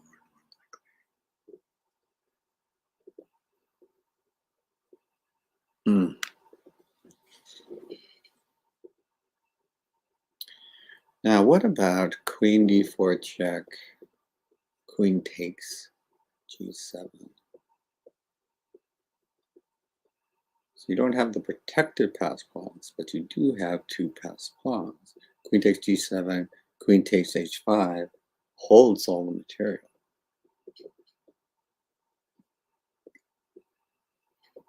And it doesn't look significant that the pawns are connected in there, otherwise for Black separated by a single pawn.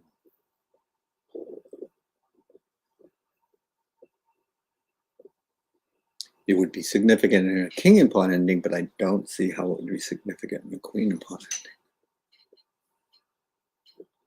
ending.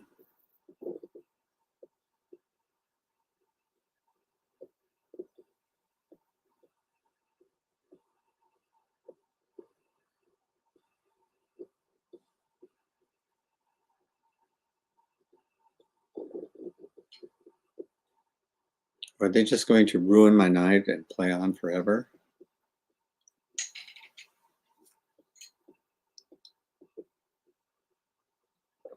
I have to get up very early, so if I think this is going to be an eternal check pass.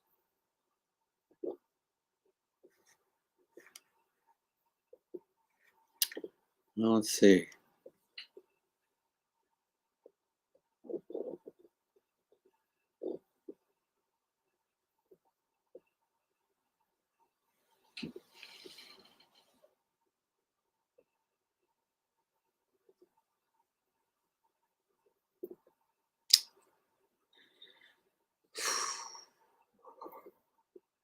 Okay, that's one way to go. Still desperately trying to create winning chances. There's one side, I've seen this often, where one side says, you know, draw does me no good, I'm going to win. And then they end up losing because they're trying too hard to win what is simply a non-winnable game. And they create losing chances for themselves. Not that I've ever done that, of course, but yes, I have.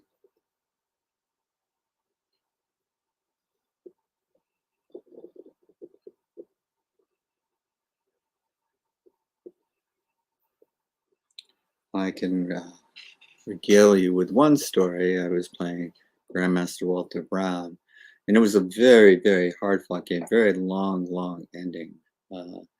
We didn't have the increments in those days, so it went into the second time control, I went into the third time control, and it was a rook and pawn ending, and it was basically drawn.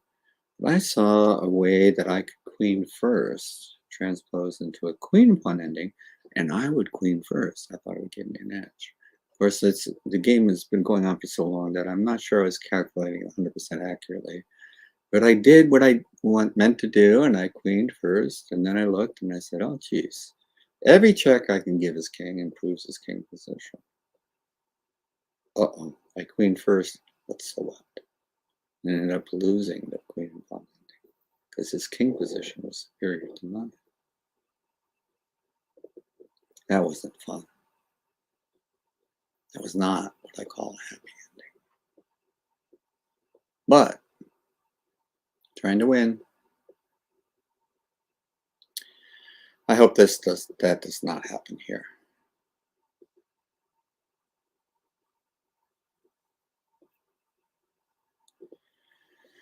Okay, so there's a possibility of queen to e7 check here. I don't know. I'm not sure how I could see this.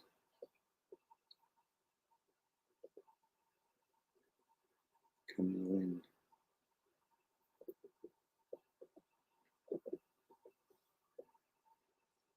Black is down to 47 seconds. White has just under 2. So that's a good move. Saying I'm going to activate my king. So it's not so easily drawn, by not by being greedy and taking that g-pawn. He says, you know what? Your pawn is passed on f7, but it's on f7. Mine's on c5 already, and maybe I can get it to c6 before yours moves at all. Ooh, that looks rough. Because that c-pawn would follow check. Ouch.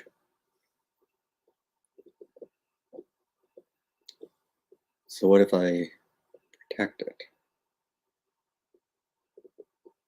You don't really have a way to check my king.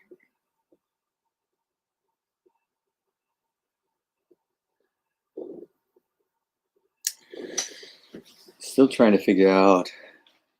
I don't see, even if you had protected passed pawns, if black has them on the king side, which he can get. Ooh. What a move.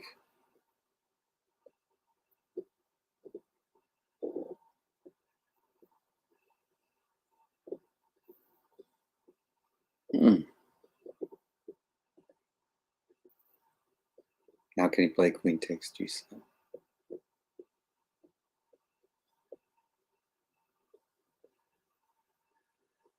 Not without allowing a perpetual, I think. Might be wrong about that. But this is the winning try, the winning try.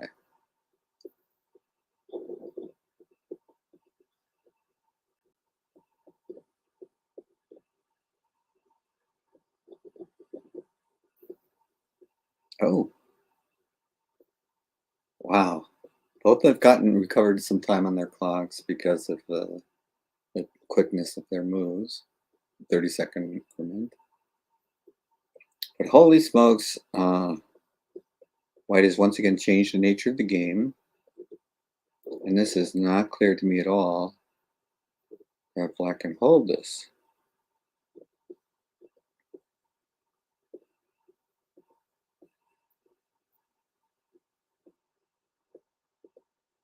But the possibility of perpetual checks are very much alive.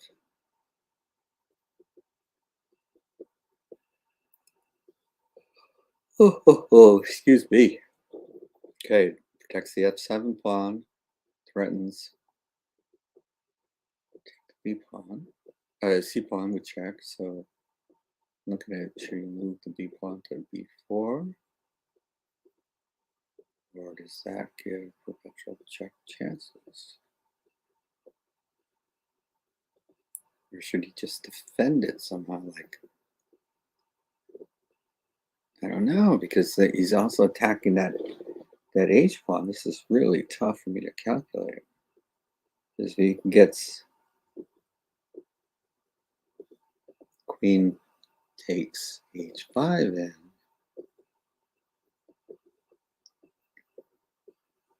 Protects both his pawns.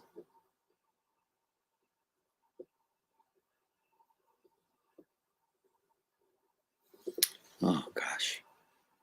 Not the time for me to be thinking too far in the future in my head.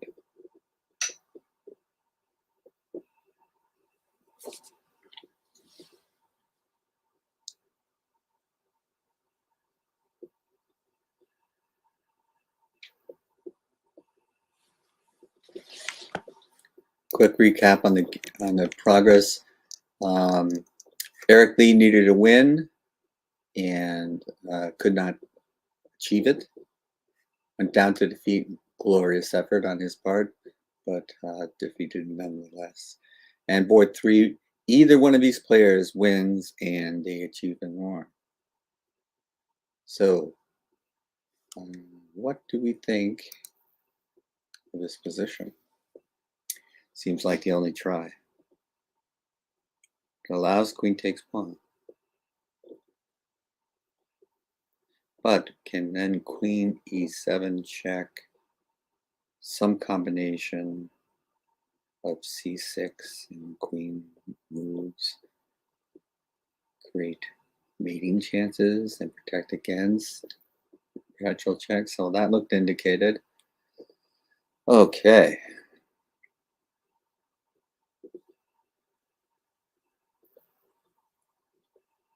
This is a tough situation. So there will be mating chances, but if you advance c6 at some point, you would allow queen a5 check, which looks like a lot like a perpetual check to me. So white has to be very, very careful here.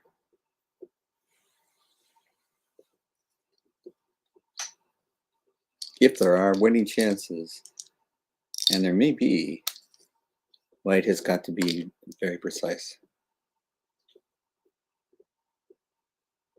It looks scary. Maybe what white needs to do is get his queen over to b6 before he advances the pawn to c6, which would prevent those perpetual checks.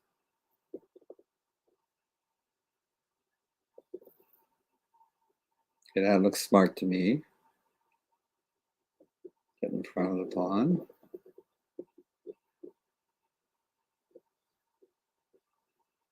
Because again, c6 looks very threatening, but it will allow queen a5 check.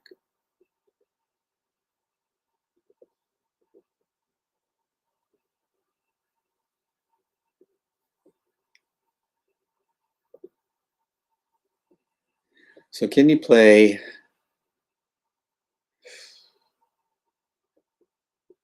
I don't know. Queen e8 check, king c7, queen b5, threatening queen b6 check.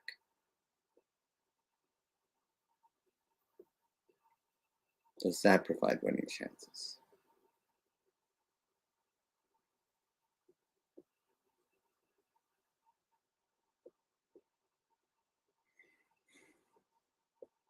It might allow you to get c6 in.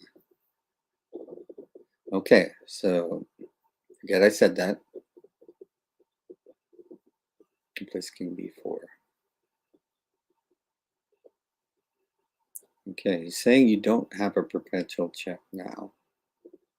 And I will advance my king, guarding against perpetual checks.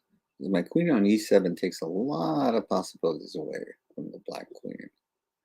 The black queen is on the side of the board. Okay, so now centralizing the black queen makes a lot of sense to me.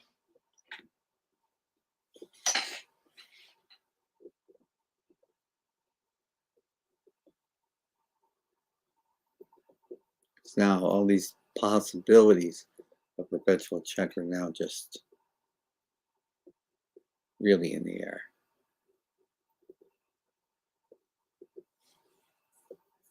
Yikes. What a good move, queen d5.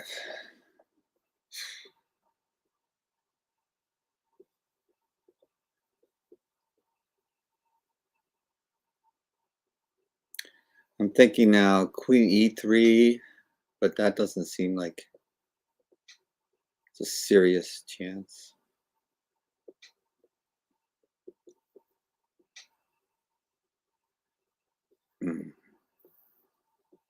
Queen f6, okay. That looks like a more serious chance. But the problem with getting into the king and pawn innings now is that h-pawn rolls pretty fast. So you want to have the king inside the square.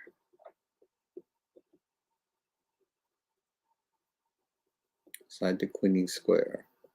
If you're going to transpose into a king and pawn inning. Because the good thing about the connected pass pawns is the black can never capture. Okay, so that's what he's saying. Your king is going to be outside the queening square. Now that I got h5 in. So all king and pawn endings will be drawn. Or one for black.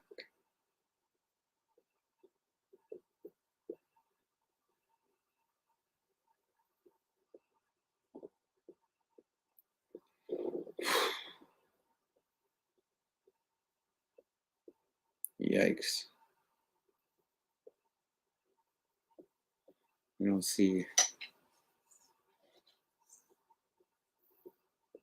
Yeah, that doesn't seem like it does it to me.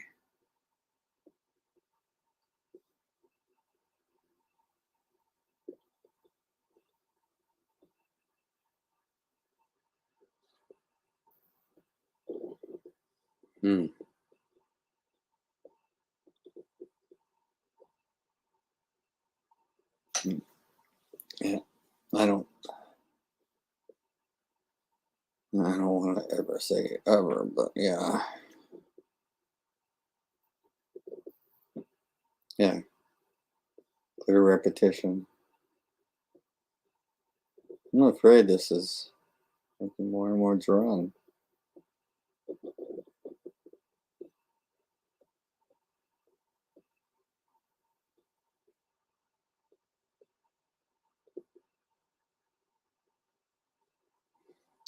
Several points during the game, I thought a draw was a remote possibility. It looked clear, like somebody's going to win. But what are you going to do? Okay, white's not giving up yet.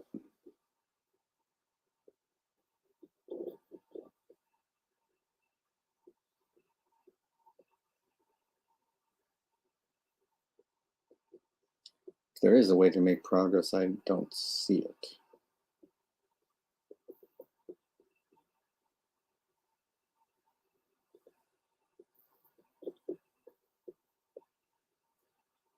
Still don't see it. Although getting the opportunity, if you just try to repeat the king position, then you can throw in queen e8 check. If that it means anything, I don't know. But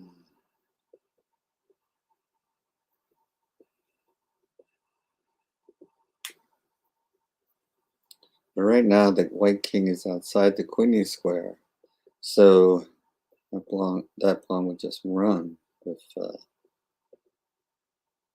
queens are traded.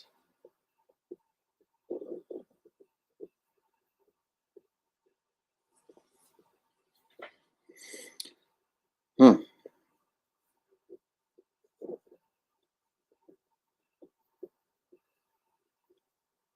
So in many ways, that h5 move was a tipping point for Black's defensive strategy, allowing all sorts of queen trades, never being afraid of a queen trade.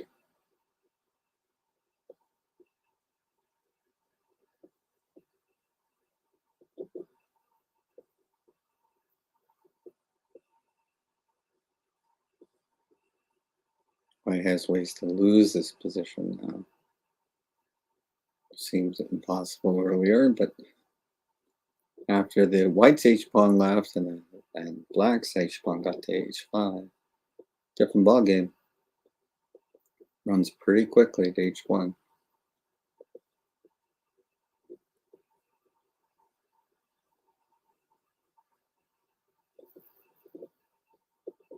Okay, white is still trying.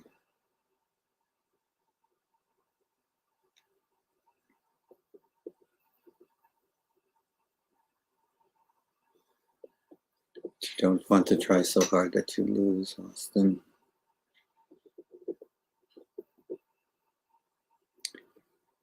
But the queen on e3 is protecting the pawn on b3 and c5.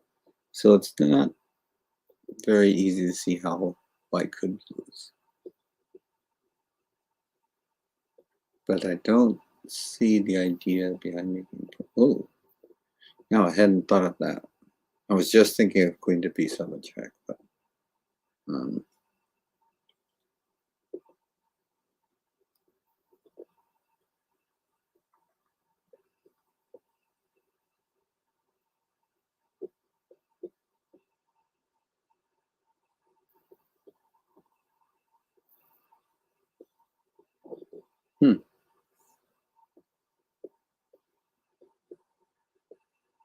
okay.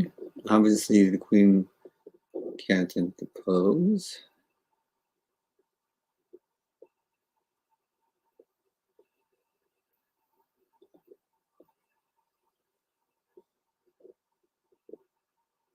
You must keep guarding that h pawn. Queen on d5 is so well positioned. I'm not sure. Yeah, this looks like... can't I just repeat positions? Can I afford to play king b7?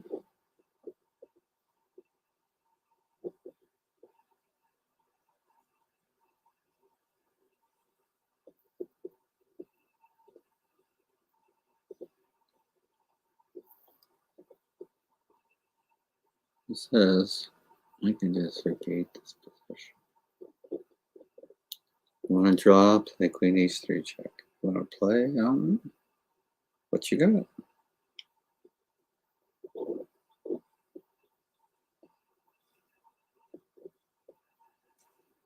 Because again, the queens can't come off in this position. The white king is outside the queening square. So that means that the white king cannot stop the h pawn. So white does not want to trade queens. When the pawn was on h7, the king was within the queening square, therefore could get there. Okay, a reasonable try.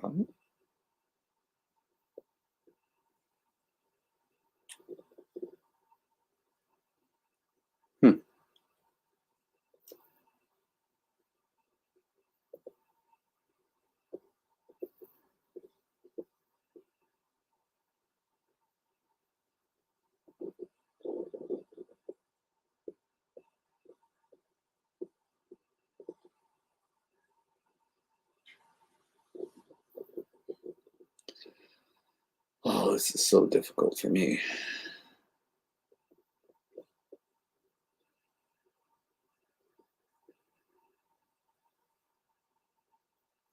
Okay, one mistake might be king c6, queen d6, king b5, queen b6, king a4, queen a6 mate.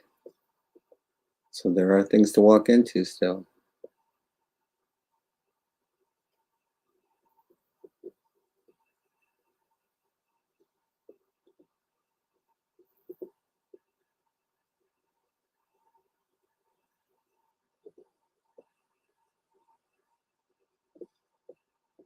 Okay, white's made some progress here.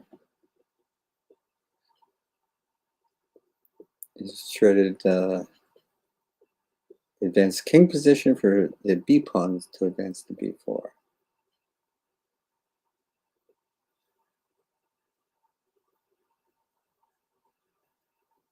So same with queen e3, you can't play the king c6, which is what you want. Obviously you want that. But queen e8 check might be uncalled. Maybe not. Maybe queen d7 is possible. No. Silly Jim. b5 check. So yeah, king c6 is out.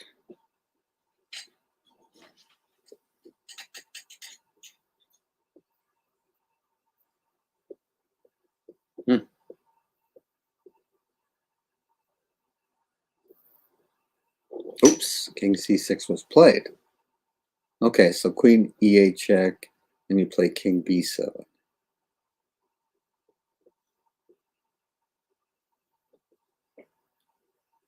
Or king c7.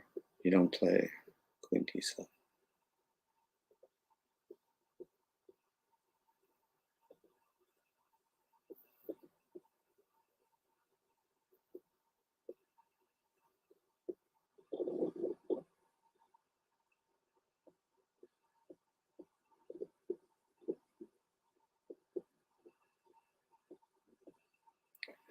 So how do you cover the c pawn and advance the b pawn at the same time? I don't think you can. And black is saying you can't. So I'm just going to toggle.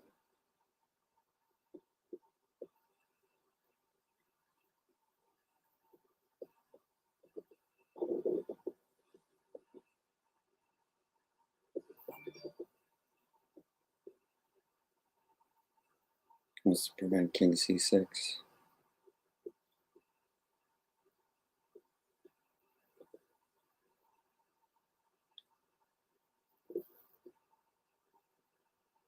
How do you improve? Queen a7? Is that his chance? Whew. I don't think. How do you get out of? Yeah, queen f6 checks is better because otherwise you're facing perpetual check.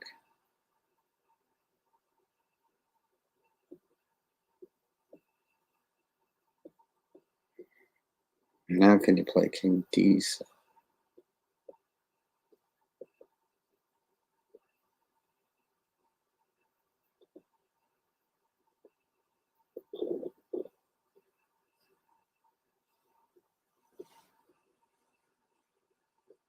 What a fighting game.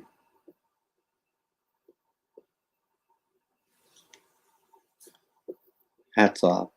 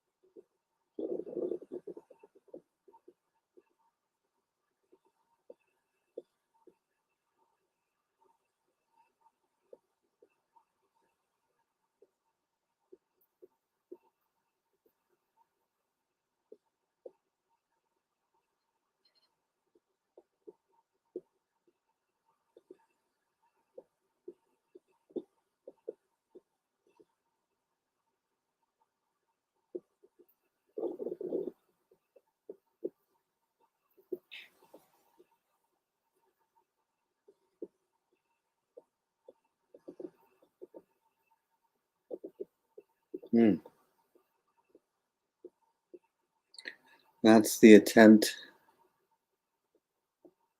at getting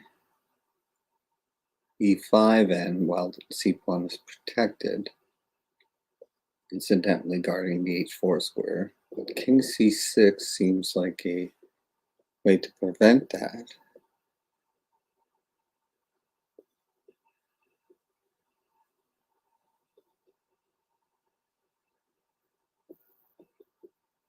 Okay. The threat there might be queen a6 check.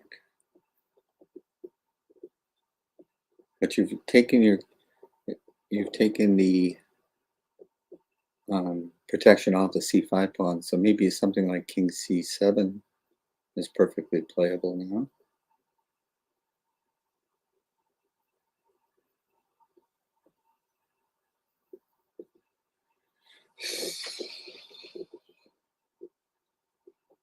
So it turns out, even in the king pawns, when the king can get into queen square, those pawns that are separated by a single file can protect each other indirectly. So you cannot take either pawn without allowing the other pawn to escape. So any king and pawn game would be drawn.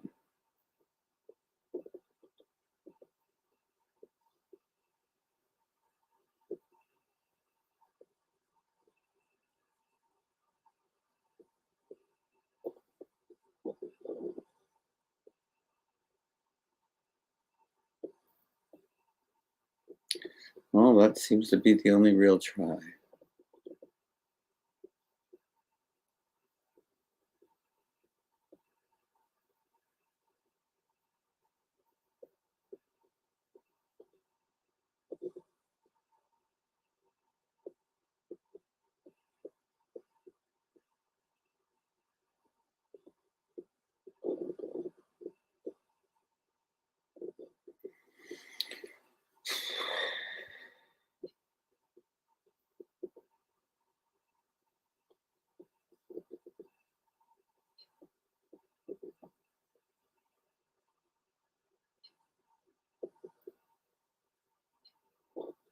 Looks reasonable.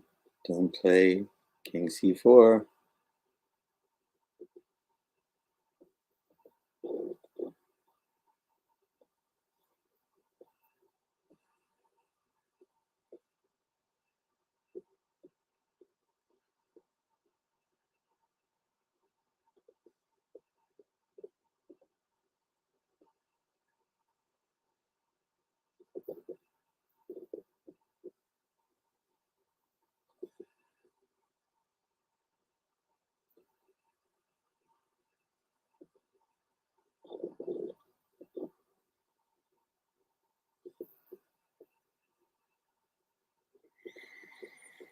Okay, exchanges here would leave the king on d3 inside the queen square. However, the white king cannot capture both of those pawns. So that's correct. You do not want to offer the trade queens. Plus the b pawn has to be protected. Okay, so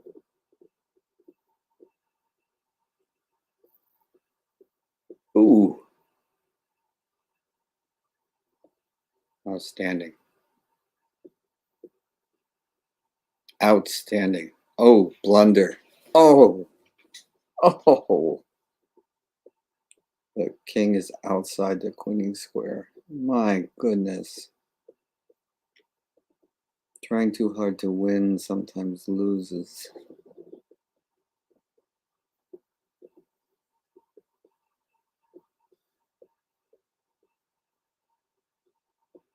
That H pawn is a runner. I'm so sorry.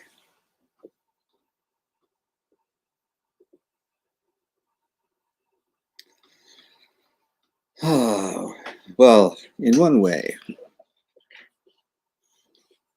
I think everyone rooting for this tournament was rooting for one of these players to win, so that we can say that we got a I am Norm out of this tournament. And a draw would have been just a real letdown for those looking for opportunities.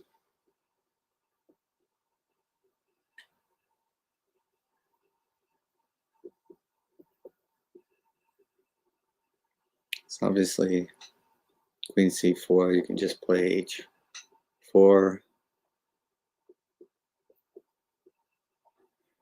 take the next move on h3, h2, h1 queen.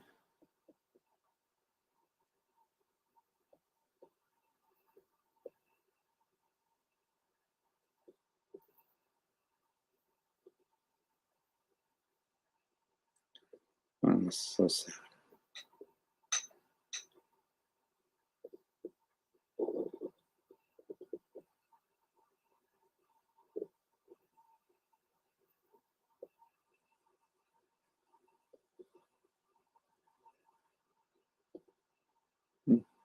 I would just play h4, yes. It's just emphasizing how helpless Black is. There's simply no stopping h3, h2, h1 queen. And it takes too much time to advance both pawns and the king. So it's over. Black has won this game. Congratulations, Maria. I believe you're from Hungary. That must make everyone proud. H3.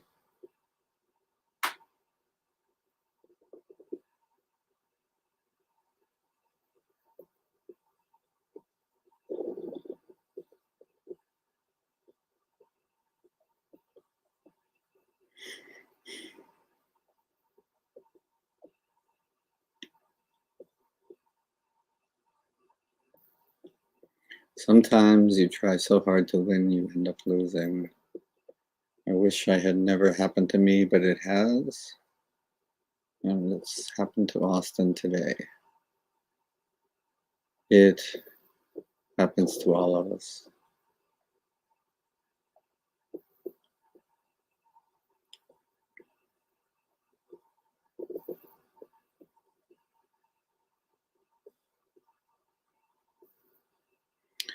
Oof.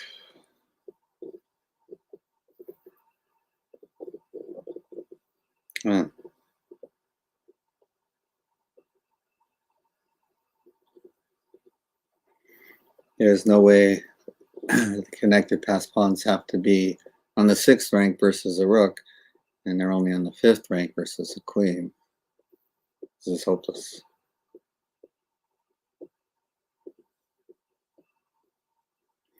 Now queen e1 check, king b4, queen d4 check, picks up the pawn. And I think it's time to say goodnight. So Tom Langford, you've got some paperwork to fill out.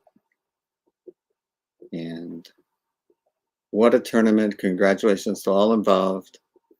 Mission 360 and BayArea Chess, Cal Chess, Chris Torres, the dailychessmusings.com. Everyone can feel very good about themselves because this is a special tournament, and is happy to be part of it, proud to be part of it. And this is just a sad way to end it, but a happy way for Maria, because that is an IM norm. 5.5 points out of 9 was required to achieve this norm. Okay. I think resignation is in order.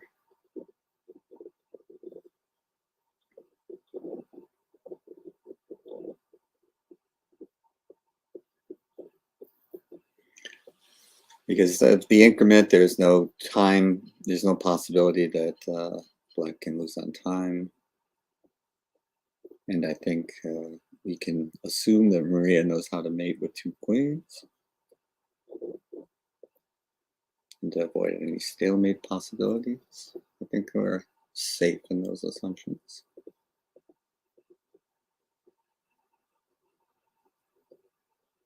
So I will stop sharing the screen and say good night and good chess to everyone out there. My goodness gracious, what a tournament. 9 rounds of master level chess. And so it is good night from the Eade Foundation.